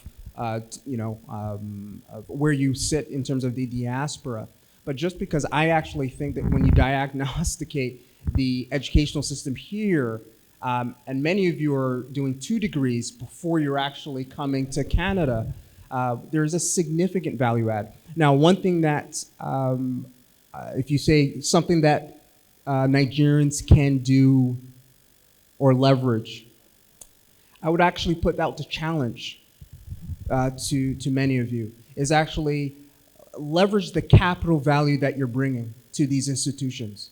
They are benefiting from you in a range of capacities. So leverage that to your advantage. Not only, I know faculty members that are being recruited from Nigeria who are going to some of the top institutions in Canada are starting to craft and influence not only the way curriculum is being administered at universities in Canada, but also are being the interlocutors of identifying opportunities of building partnerships with Nigerian universities. We're still at the preliminary stage. I know the UK and the US are a lot more advanced. You can consider us the younger brother or young cousin, but many of our institutions have been influenced by the American as well as British school system. And so as we consider more partnerships, I think one of the areas that the madame to my left mentioned is the alignment with industry. And this is quite key because there's actually similar commonalities with industries in Canada and Nigeria on natural resources and how we've been able to manage. One of the key drivers is how to ensure that there's further development in areas of education as well as industry alignments, especially when it comes to natural resource governance and its opportunities for scale. I know that there's the first refinery being built here in Nigeria, right? And it's quite significant because we benefit from the previous model of you exporting crude oil and then selling it back to Nigeria. So one of the institutions that actually just led a seminar on extractive industry good governance and good practices is University of Calgary. That was in Abuja, that sat down with regulatory bodies. And this is University of Calgary's Faculty of Law. And guess who's highly represented in terms of student body at the law school? Nigerian students. In terms of foreign-born faculty members represented at the University of Calgary in the Faculty of Law, guess who's represented? Nigerians. So it's not just happenstance that you actually end up being in Alberta. If you don't know where University of Calgary is, it's in Alberta, which is oil-rich province of Canada. It's not just by happenstance. It's quite calculated. Where do you align based on the prospects of industry development, and how can that benefit country of origin? So that's going to actually form not just in terms of global education moving forward here in Nigeria, but that's being informed based on recruitment, also global engagement for universities with Nigerian institutions. Fantastic. Hopefully that answers the question. Oh, absolutely, and more, and more. Thank you. So just taking that a little bit further, then I'm going to go back to Professor Joshua for University of Port Harcourt opinion. We talk about partnerships, but we always seem to have a one-way partnership a lot of the time, where we're always getting students to go out of Nigeria. I want to see a system where we can get a lot more students coming into Nigeria, so inbound study abroad. Is the University of Port Harcourt equipped to deal with students coming from the USA, from Canada, from UK, but not just those traditional countries? What about India? What about Malaysia? Just opening the world. Is the University of Port Harcourt today ready to receive students from all over the world? As I was sitting here, I was just looking at the panel, and I was thinking that maybe some people will have been brought also from the Ministry of Education, and also maybe from NUC. You know, probably they should have also been here to listen, you know, because those who make the rules and regulations, sometimes if they don't come to listen to what we are saying, you will finish, and at the end of the day, they still bring their rules and regulations that will not allow you implement whatever decisions you make. Now, at the University of Port Harcourt, yes, we have quite a lot of presence of foreign students. But the important thing is that most of those foreign students are from Africa. They're from Africa. I have students from all around Cameroon, Ghana, we have them. But in terms of from outside, Canada, US, we don't have them. That is not to say that we are not prepared for them. It's not to say we're not prepared for them. I think our programs are not only certified by Nigeria, the programs are certified by certification bodies in the UK. We go on to certify our programs because for you to attract somebody from UK or America to Nigeria, your programs must be certified. If it is not certified by their certifying bodies, there is no way they can come. So, but I also must say one thing.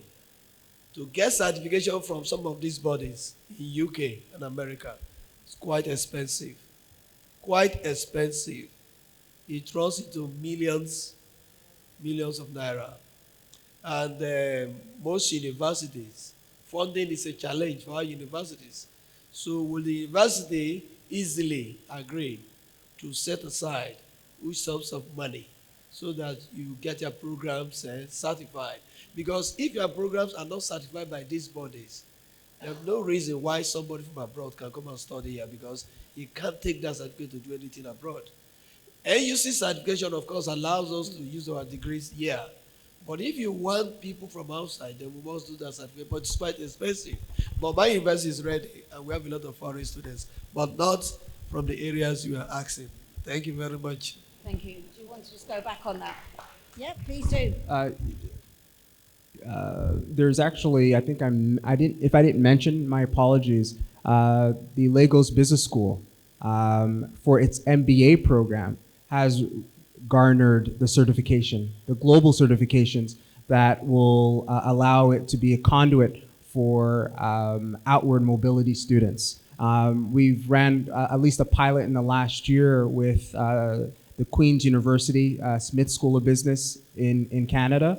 And this is not undergraduate, this is graduate level. This is also corporate level. So we're taking business leaders in Canada to have them trained here. Maybe I have to reiterate this, right? Nigeria isn't just this, ECOWAS powerhouse. No, it's the gateway for you to do business across the continent and also the global south for the foreseeable future. So these are the conversations being had at the very high level, not just in industry. And I think it's important to mention this. You mentioned you're situated in Port Harcourt, and unfortunately, I'd be remiss if I didn't mention the unfortunate passing of Mr. Wigwe, who was launching his own university, Wigwe University, that was supposed to be, that is going to be based in Port Harcourt. And the preliminary conversations we had last year was quite ambitious, in line with many of the vision that Vice Chancellor has mentioned, in terms of how do we situate Nigerian universities globally, not just regionally or across the continent, but globally. And he challenged, he said, I want to have conversations with the top universities in Canada. And I also want to talk about capital investment coming from the global north, coming into the global south, because it is expensive. And so it's not just a matter of bringing our students, but bringing more resources. And by resources, we're also talking dollar figures. That's a huge challenge. But it was that level of innovation because of how to reshape global education in a competitive market. And so it's in that spirit that I feel emboldened to see what we can actually do in terms of at least not just the government of Canada, but the clients that I serve in terms of education, higher education. So I think it was just an important point to mention. Absolutely, very well. I'm going to take you straight to you, Dr. Lau, again, to answer that. And as is in your role as special advisor, I'm sure you have a lot of thoughts on this. Would you like to just take that? When I say the special advisor role, how can you change the perception of Nigeria, which makes it at the forefront of education internationally in an incoming setting? Thank you. Okay, thank you. Yes, I'm glad that this question was asked of me because this is something that I live, breathe, and eat. In November, I'm sure we all heard about the climate change summit that took place in Dubai. I actually went to represent my state. And the reason why I went was I'm very passionate about climate change education. And I don't believe in, when I work on change, I don't believe in tops, from the top to the bottom. I actually believe that a lot of the work happens bottom, top. And you see, when I'm talking about climate change education, that's our students, those are our teachers. And the mindset, the perception that I have around it is, if they understand it and they own it, it wouldn't be hard for us to talk about recycling, how to generate power from waste, how to monitor a lot of the resources that we're using so that we're using them more sustainably. When I go out to programs like this, I'm constantly thinking about how do we project ourselves to be more than the way a lot of us talk about ourselves. We have this, and it drives me crazy. We have this perception that our people are not, what's the word I'm looking for now? Because I'm trying to, they're not producing. But whereas we do produce a lot, We actually have great minds. You'll be amazed. Let me start with our students. Last year is 2023. Sorry, I'm still, you know what, this is a new year. So when I'm saying last year, I'm still thinking 2022. Yes, in 2022, we carried out this project, and funny enough, it was around entrepreneurship with GIZ. And in that program, we worked with the students with little or no capital, yet they were able to create businesses. You will be amazed at what our children, the kind of business ideas they came up with. And not just the business ideas, we actually had them test run them, tell us about revenue, give us pitches. I mean, they created profit and loss balance sheets. Our students, they did that. I'm still learning how to do that. In fact, I was telling someone the other day that if you ask me to put together a proposal and say, please, I want you to give me a budget, I want you to give me bill of quantities, I'll be looking at you like, but those children, our children were able to do that in the 3 to 4 months program that we had for them. So do you see how much potential there is in our children and why they excel when they go out? And like you said, there is so much value that they have. And that's what I want us to constantly talk about and constantly remind them of. And when they go out there, remind them to keep saying that look, guys, look at how much you're bringing to the table. Like he correctly said, I went to graduate school, actually not just graduate school, undergrad, graduate school, like my PhD is also in the States. In engineering, because actually both my master's degrees are in engineering. When I was in engineering school, when they were getting grants, I will laugh all the time and tell people, I say, you know what? Just like, I know my son will appreciate this joke, just like the athletes bring in so much money to the universities, the brilliant students who carry out this research, they bring so much money. That's what he's talking about. They bring in so much value. So each brilliant student that gets those scholarships, believe me, you're thinking they're getting free money. They're not getting free money.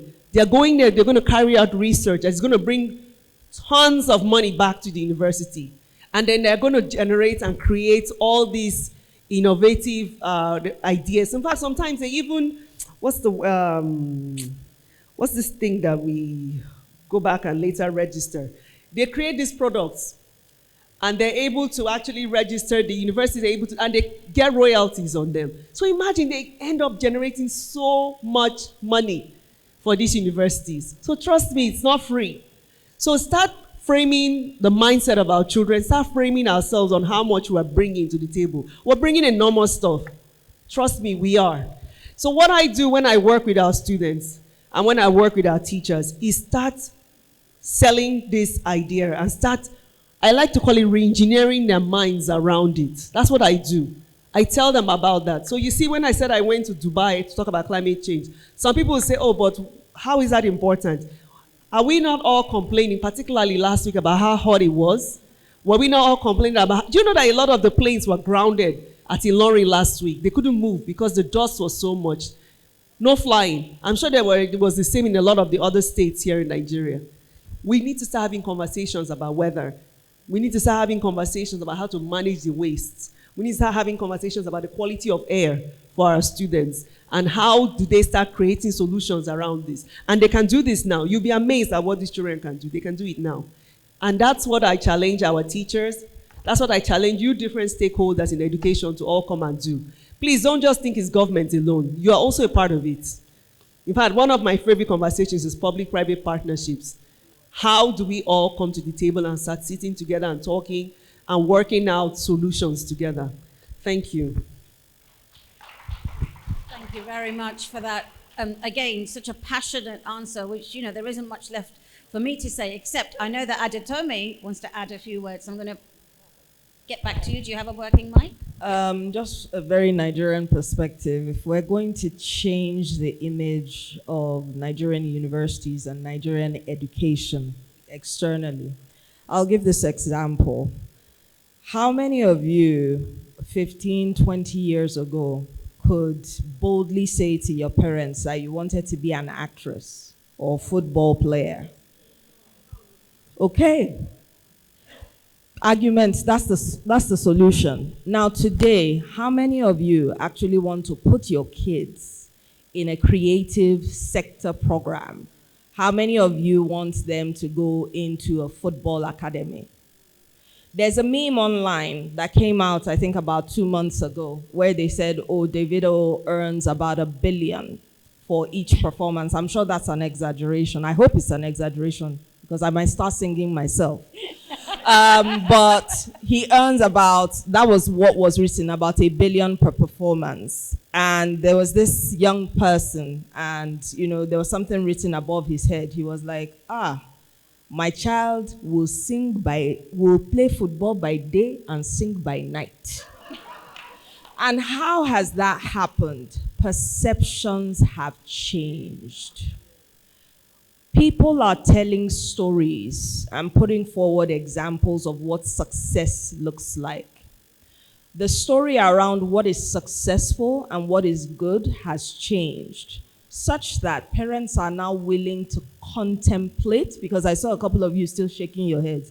Let them do what they want to do, if that is where their talents lie.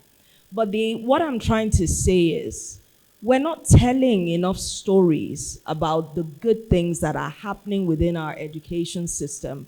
Somebody said, I don't know if partnerships are happening. Partnerships are happening. Fantastic things are happening. But enough stories are not being told. Everybody is working in silos, and people are not sharing information. And it's not a Nigeria thing, it's an Africa thing, right? Everybody is working towards their own individual goals, and not enough knowledge is being shared. As you're not sharing knowledge, you're not sharing successes, and nobody knows what's going on. So how are we going to change the narrative around what our education system looks like? I apologize to that baby. Yes. But how are we going to change the story around what value we can present as a sector, as a people, if we're not telling those stories and if knowledge is not being shared?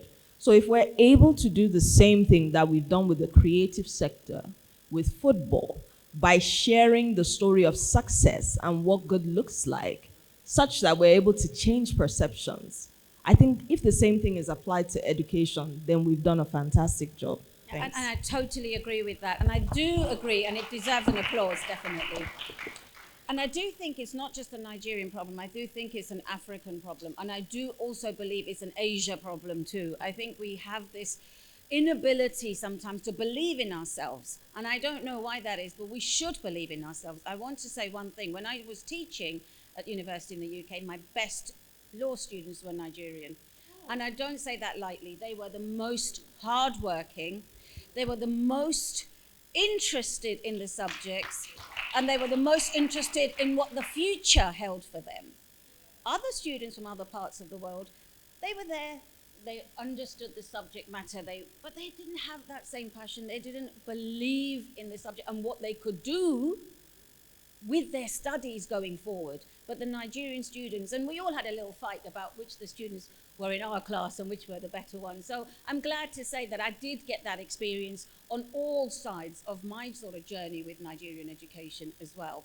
I'm going to ask one more question, and then I know there's going to be plenty of questions and the audience are ready. I'm going to ask one question to Dwayne. I'll pass you this mic if necessary.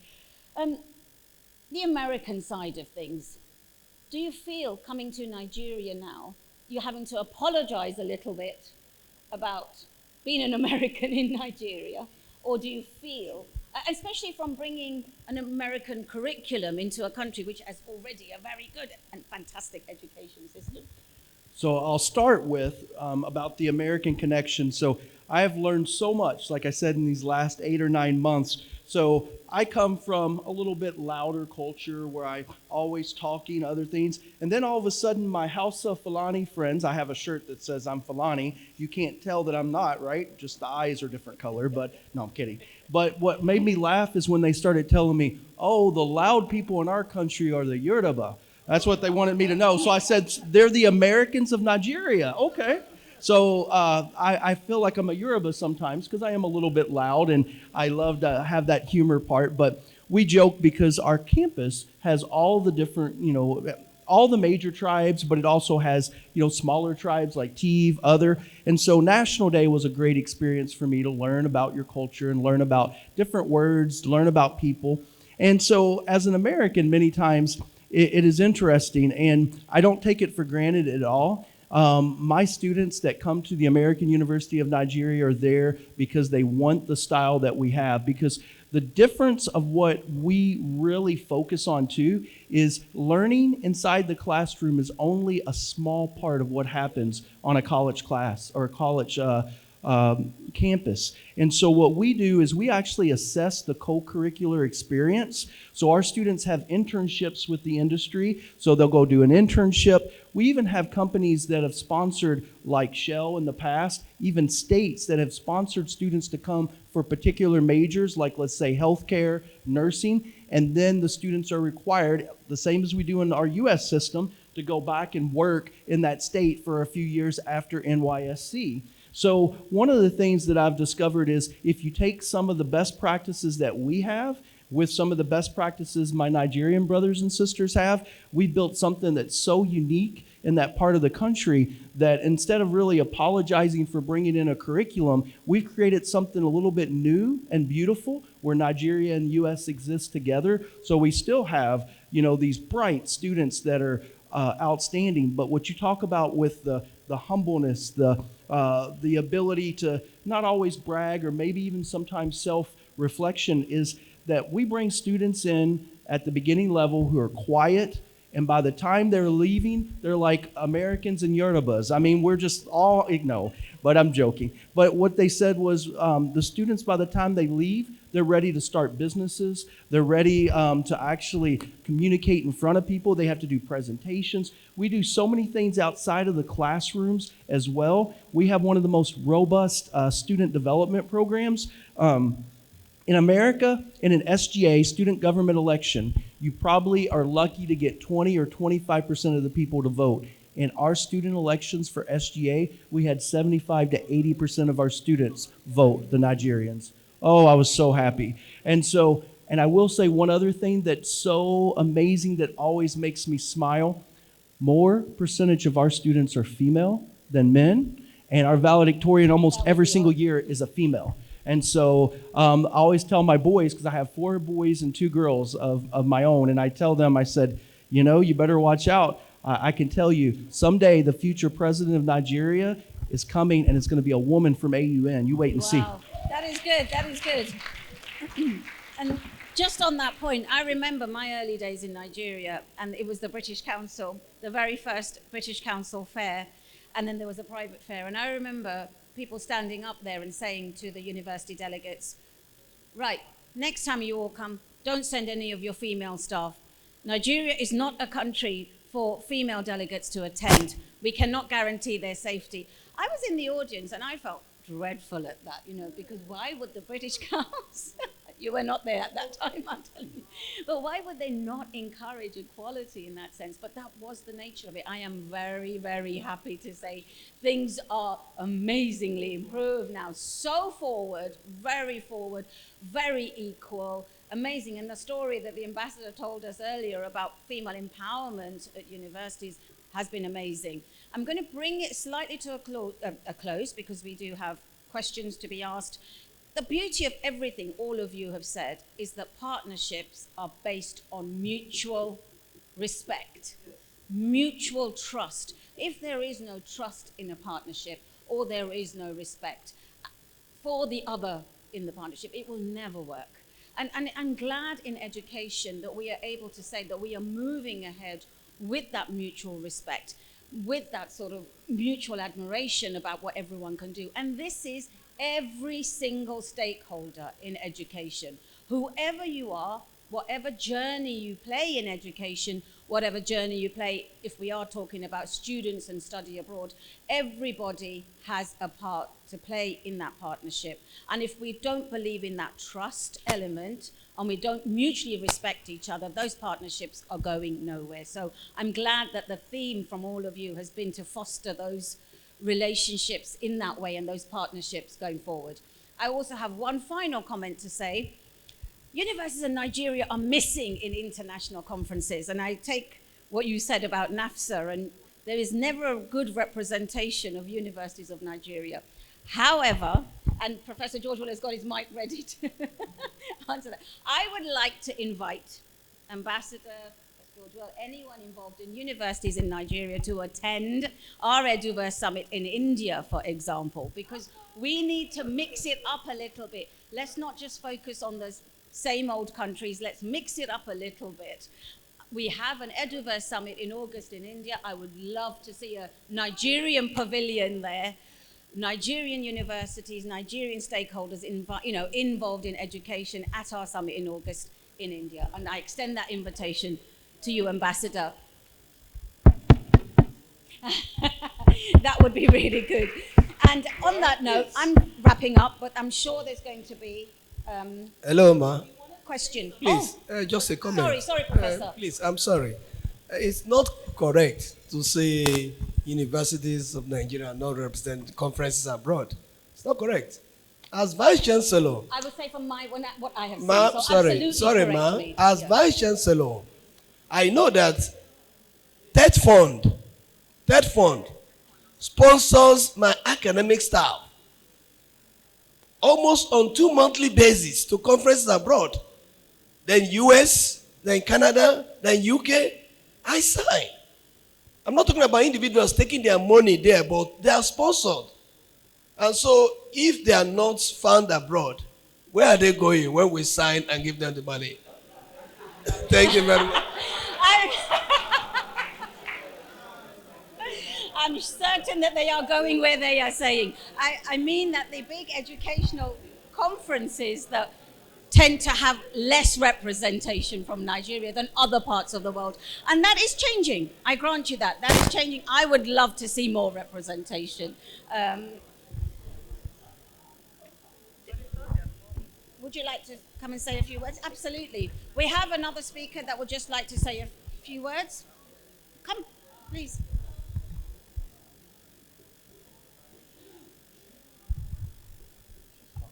Thank you. I would like to appreciate the ambassador and. Sorry, I should have introduced the Deputy Vice Chancellor. Would like to say a few words, so please just remain seated while we have a few words from the Deputy Vice Chancellor. Yes, thank you.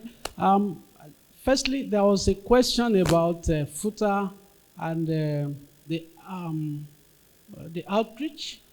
There's a lady who asked a question about FUTA having open house, right?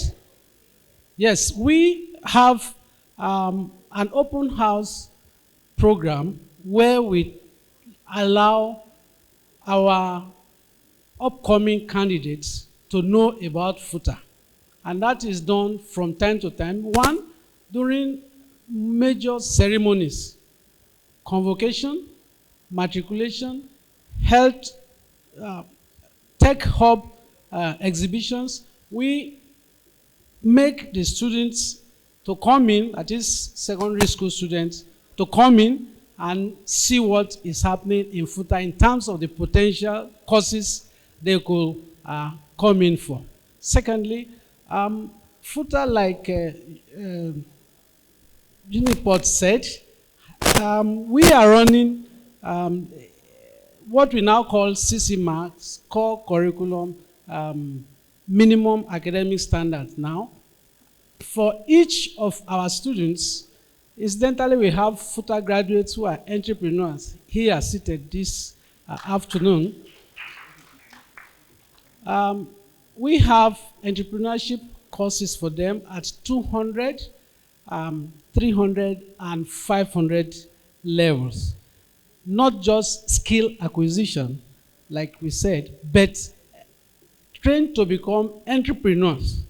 And so it helps us in making sure that we impact in the life of the students such that they are able to go out and represent FUTA appropriately. Sometime recently, we heard that of all the tech jobs taken up in Nigeria, especially in the South, they are taken over by UNILAG graduates and FUTA graduates. That is what we get now. On the issue of enrollment, I was just discussing with somebody. We have people coming in not exactly from outside Africa, but we have from Senegal, from Niger, we also have from Gambia at both undergraduate and postgraduate level. On the negative side, those who come from the West African sub-region claim Nigerian nationality so that they will not pay the dollar equivalent. And incidentally, that falls within my office. And from time to time, when I get some of them, what we do is to insist that go pay as foreign students. We don't really discourage them, but we still encourage them because for now, FUTA is #1 university in Nigeria that is sought after. For the postgraduate levels, we also have students coming from India, incidentally, to FUTA. We have students from India because we have a collaboration with a research institute on biotechnology, and that brings in students to FUTA. We also have from other countries within Africa. So FUTA is trying to see that we still further internationalize our programs so that we have people who are coming into FUTA. And some of our students, like the chairman said, always come up, no thanks to COVID-19. One of our students did the software we call UpNepa. It helps to tell us where there will be a light or where there is electric supply within the city or within the state from time to time. So you can always log in on your phone to know if your area will be having light or is having electricity at that point in time. So that's just the little I just want to let you know about FUTA. Thank you. Thank you so much. We saved the best to last. Thank you so much for that. Questions. Do we have time to take a few questions, Lola? Two questions. So I know, but we have time for two questions. However, there will be time to ask questions on an informal basis after that as well. So if you have a real burning question, please do stand up and, like always, introduce yourself and where you come from and ask your question. And keep your question concise, please, so the panel can answer it. Right in the middle there. Right, would you stand up so she can? Thank you. Good afternoon, everybody. Thank you, our amiable panelists. I want to ask a question with respect to the entrepreneurial educations in Nigeria universities. Shouldn't entrepreneurship be taught by proper entrepreneurs who are real entrepreneurs by practice and by living, not just scholars, professors? Because a teacher recreates in the student what he is and what he does. And my second, this is more like a contribution to participation of Nigerian universities in international conferences. A line should be drawn between participation and representation and attendance.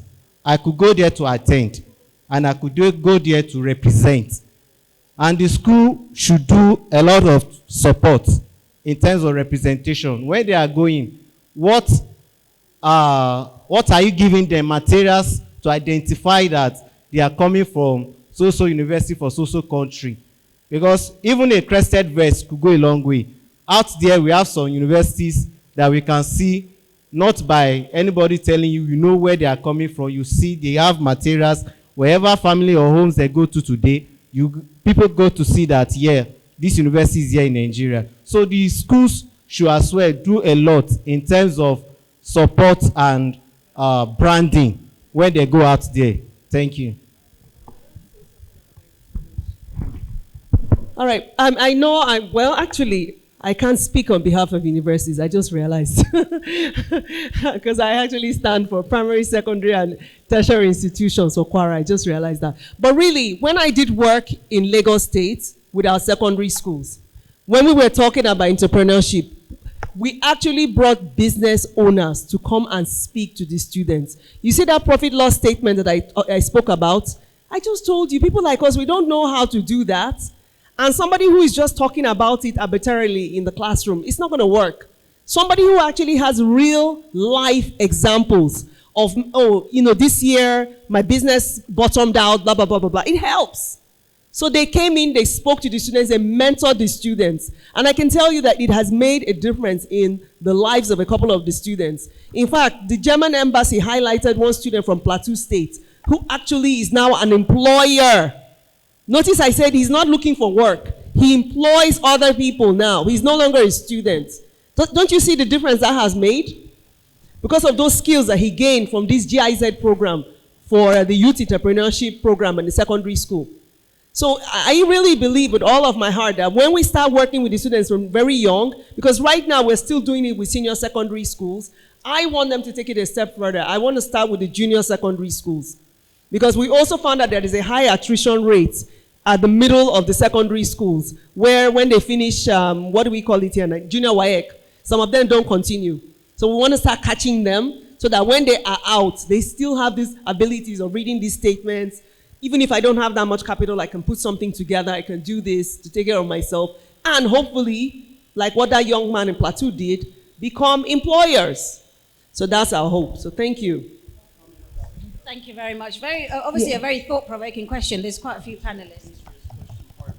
So I will challenge you to say that teaching entrepreneurship, first of all, is very, very difficult. And I'll say that it's not always about the teacher. It's about actually having the student do. And when they get the chance to do, what we have is a competition at the 300 level where the students have the teachers who will teach them entrepreneurship, and they'll do a business plan, and we'll take the top 10 and we'll fund those projects and let the students, even as college students, still see if they're able to keep that business. And some of them have the businesses after they graduate too. Example, you guys have Bolt in this country and Uber. So Bolt, in where we are in Adamawa, we don't have this type of transportation system. So we had a student in our computer science program design a platform himself to be able to have us to be able to use vehicles. Another one designed to deliver food on campus because we didn't have a delivery system. We call that Uber Eats, usually in America, DoorDash. But what was exciting was these students, their creativity, when they started to do it, and actually, because entrepreneurship, we can talk about it all day. It's until you do it that you're not going to get the experience you need. So the teachers are important, but doing it is probably more important than anything because they need to see when it fails, when it's positive, because a lot of startups don't make it, and they need to learn that early in their career.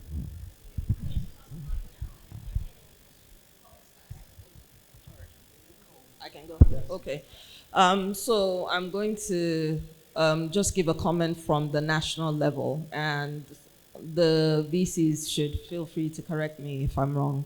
But for the past, I think, 2 years or so, the National Universities Commission has been working with the Nigeria Economic Summit Group to revise and review entrepreneurial education. So they're looking to review and revise the curriculum.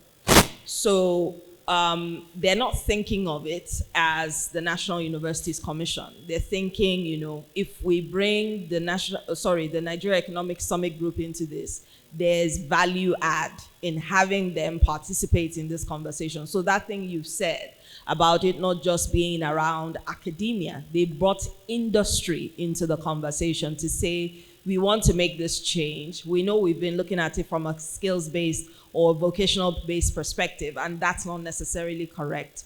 And we want to ensure that we're able to drive this with the support of private sector and industry. So just to put that out there as something that's going on at the national level. I'm not sure how far they've gotten with it now. I think I left them about, or at least the last interaction I had with them was a little over a year ago. But yeah.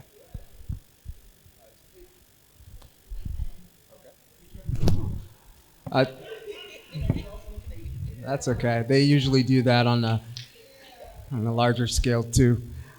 Is this recorded? No, I'm kidding. I'm kidding. To piggyback on that point, teaching entrepreneurship isn't done. It's actually a multi-stakeholder approach. And so let me name you a couple of cities: Bangalore, Silicon Valley, Kitchener-Waterloo, Taipei. Many of these places are tech hubs, ecosystems, who teach entrepreneurship, amongst other things. But what do they also have at their advantage? They have large institutions, great faculty, research, and they also have these companies who are popping around, startups. And so it's not enough just to say, well, an entrepreneur is going to learn from an entrepreneur. It's not enough in a global, international system of trade. You need R&D, research and development. So a lot of these tech companies in Silicon Valley, the way they can continue to be competitive is because they have this huge magnet of universities. They have Berkeley, they have Stanford, who are providing continuously data, information, modeling, forecasting. How does your company survive COVID?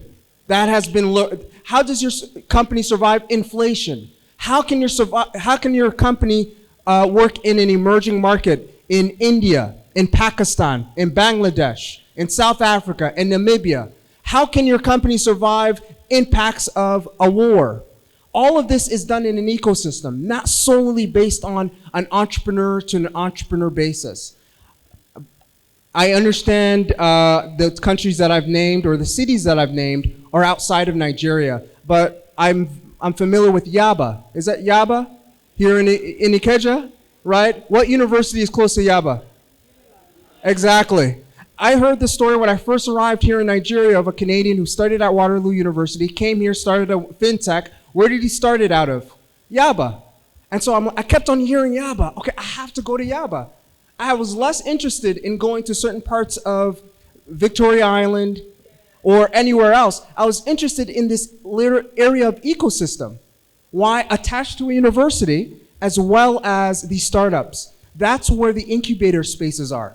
And it's not just here, it's also in the north, it's also in Port Harcourt, it's also in Ibadan. And so keep your eyes to that and understand that your role in terms of shaping global education is multi-stakeholder. It has to take into consideration a multi-stakeholder approach. Yes, just briefly, I think the last speaker has said it all. The universities are not just involved in academics. Universities are doing things beyond just academics.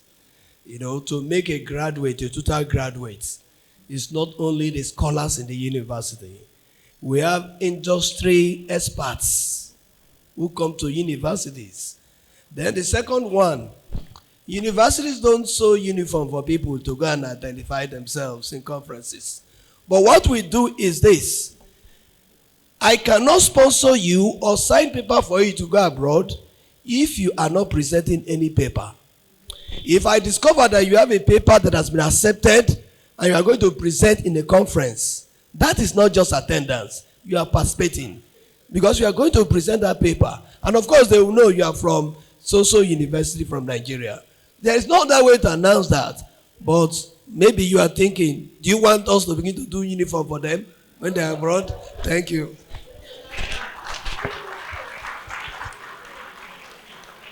All right, so I'm going to allow 2 additional people ask questions, okay? So please, the woman over there and the man over there, please just hold on. So, but please make your question concise. Thank you.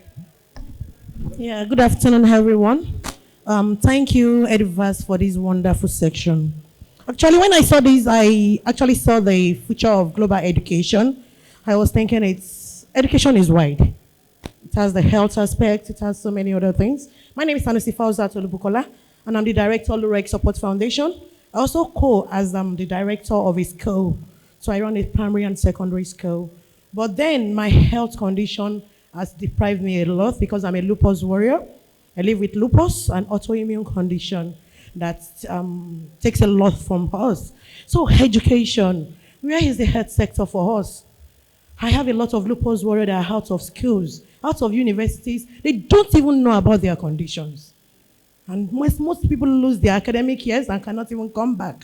I wrote to schools, universities, to please consider them on court-of basis, to consider their health condition on examinations and many other things. They are out of school. So I want to really ask, this global education, if it is for all, How can we collaborate? How can we partner with the right people? It is not about talking and talking. I've written and written. It's about meeting the right people like the set I have here. How do you want to help us have researches done into the health sectors on some unknown diseases like lupus that is killing a whole lot of generation? It is not rare, but it is always misdiagnosed. And believing it is diabolic. So it takes the educational journey. I did my master's for 10 years. Because of my health, I keep writing the university, Unilag. I keep writing and writing. It's changed my course of education totally because I can't do everything for long. So please, I'm calling on this set, the universities, kindly look into the health, the research section. How do you want to give hope to some other people that cannot be here today, but also want to be educated? Thank you.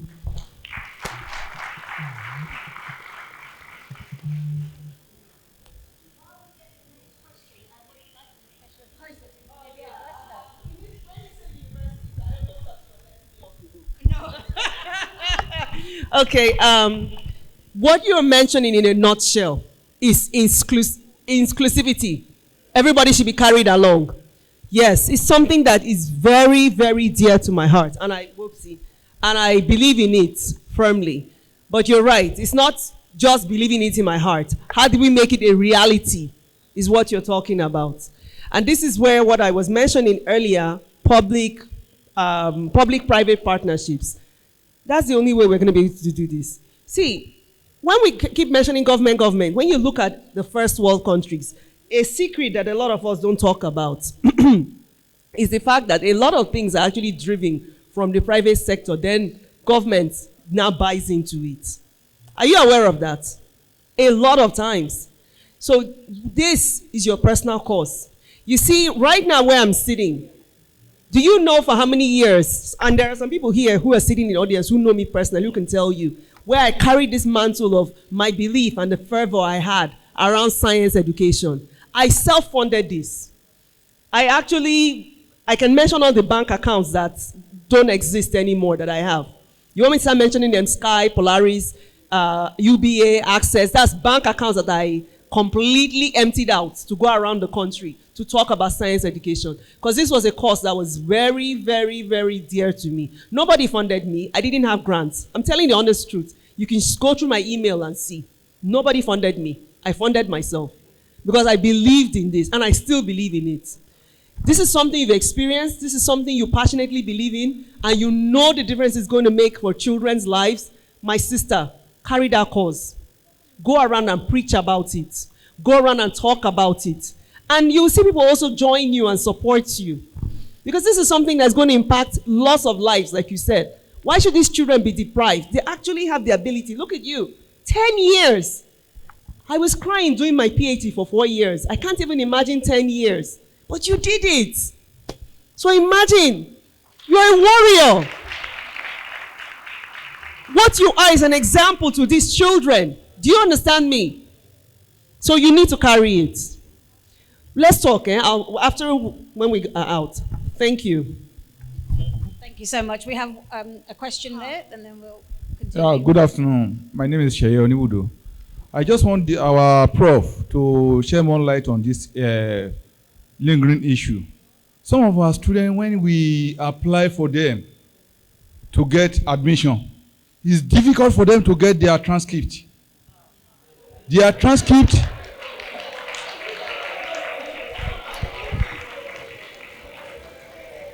Some of our students, they lost. Let him continue. Let him continue with the question. Some of them, they couldn't get an admission because of the transcript. Me particularly, I spent close to 2 years before I was able to get my transcript. What can we do, our professors, to computerize our academic record so that it will be easier for our students to get transcript, please? Professor, are you okay to answer that? Yes, I agree with you that graduates need to have their transcript and on time.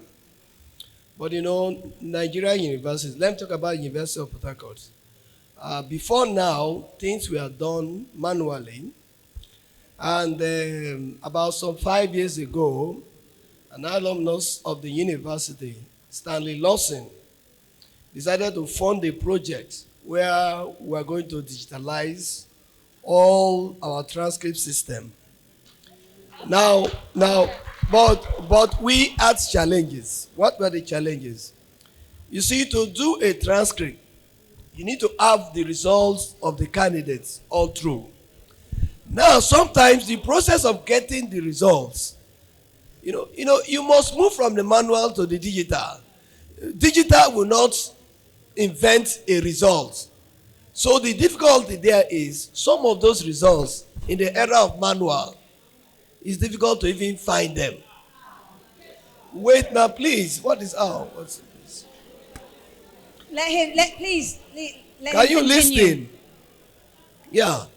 For example, my university, the university has moved from an old site to a new site.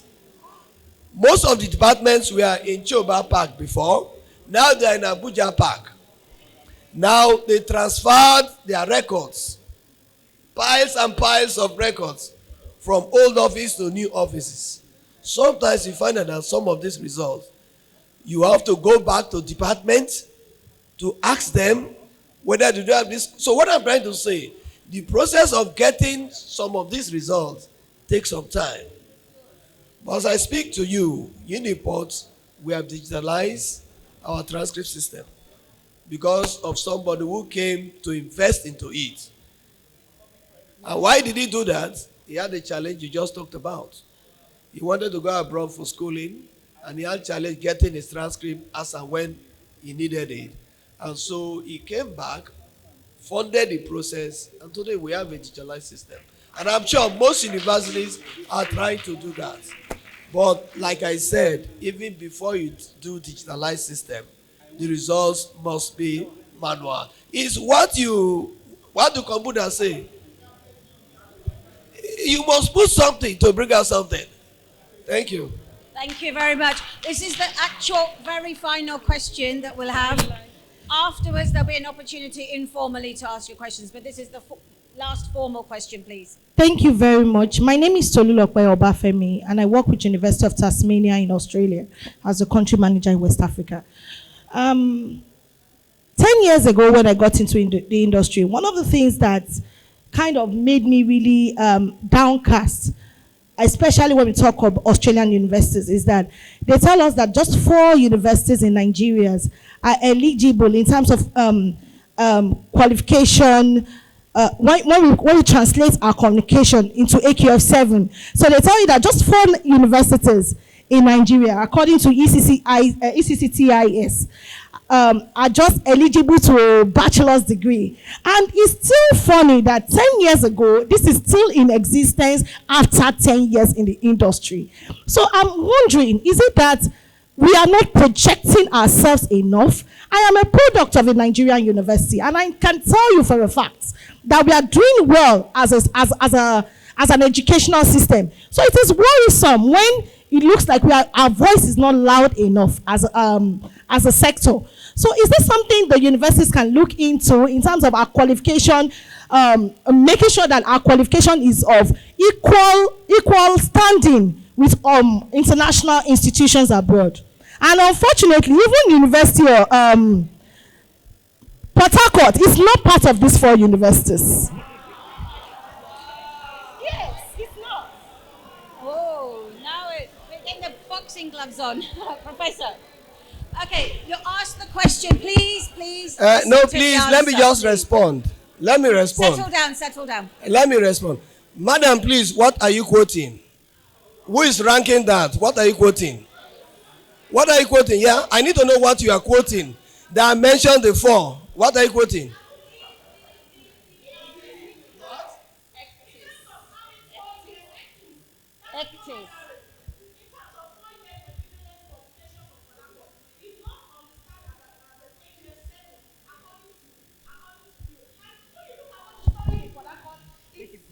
Of good quality. I have people from University of Port Harcourt, and I can tell you that is one of the best schools we have in Nigeria. So it's worrisome when you are telling me just 4 universities, according to according to ECCTIS, is of AQF7 standard, has a bachelor's degree.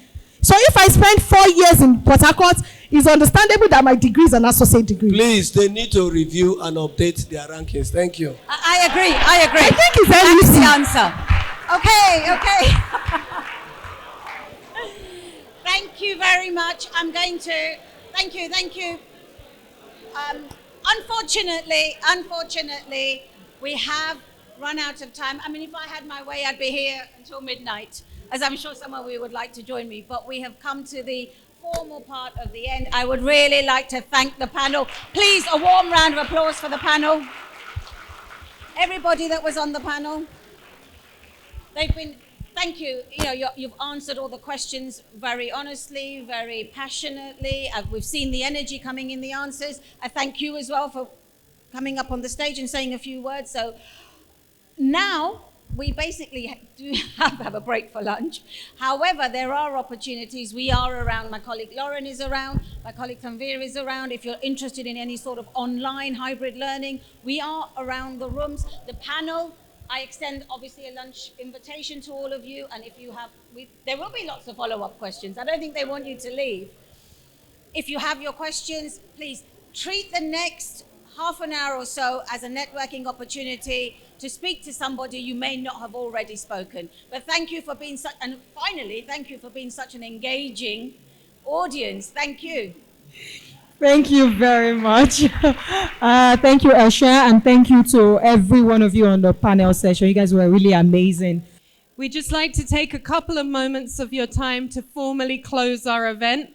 There's no rush. Take your time. Enjoy eating. Enjoy networking. But I would like to say on behalf of Eduverse, MSM, my colleagues, and my incredible team here in Nigeria who have pulled this together, been on the ground, thank you to all. Thank you to our esteemed delegates, for the audience, for your fantastic interaction and thought-provoking questions. I also want to thank my colleague Hersha for her outstanding moderation and really challenging the narrative and opening up. If you could give her a hand, please. Thank you. To Enefumi, Ekena, and your whole team, great job behind the scenes. Thank you for that. And to all of you, have a wonderful evening. We hope to see you in future Eduverses, and please enjoy the rest of your day. Thank you. Thank you.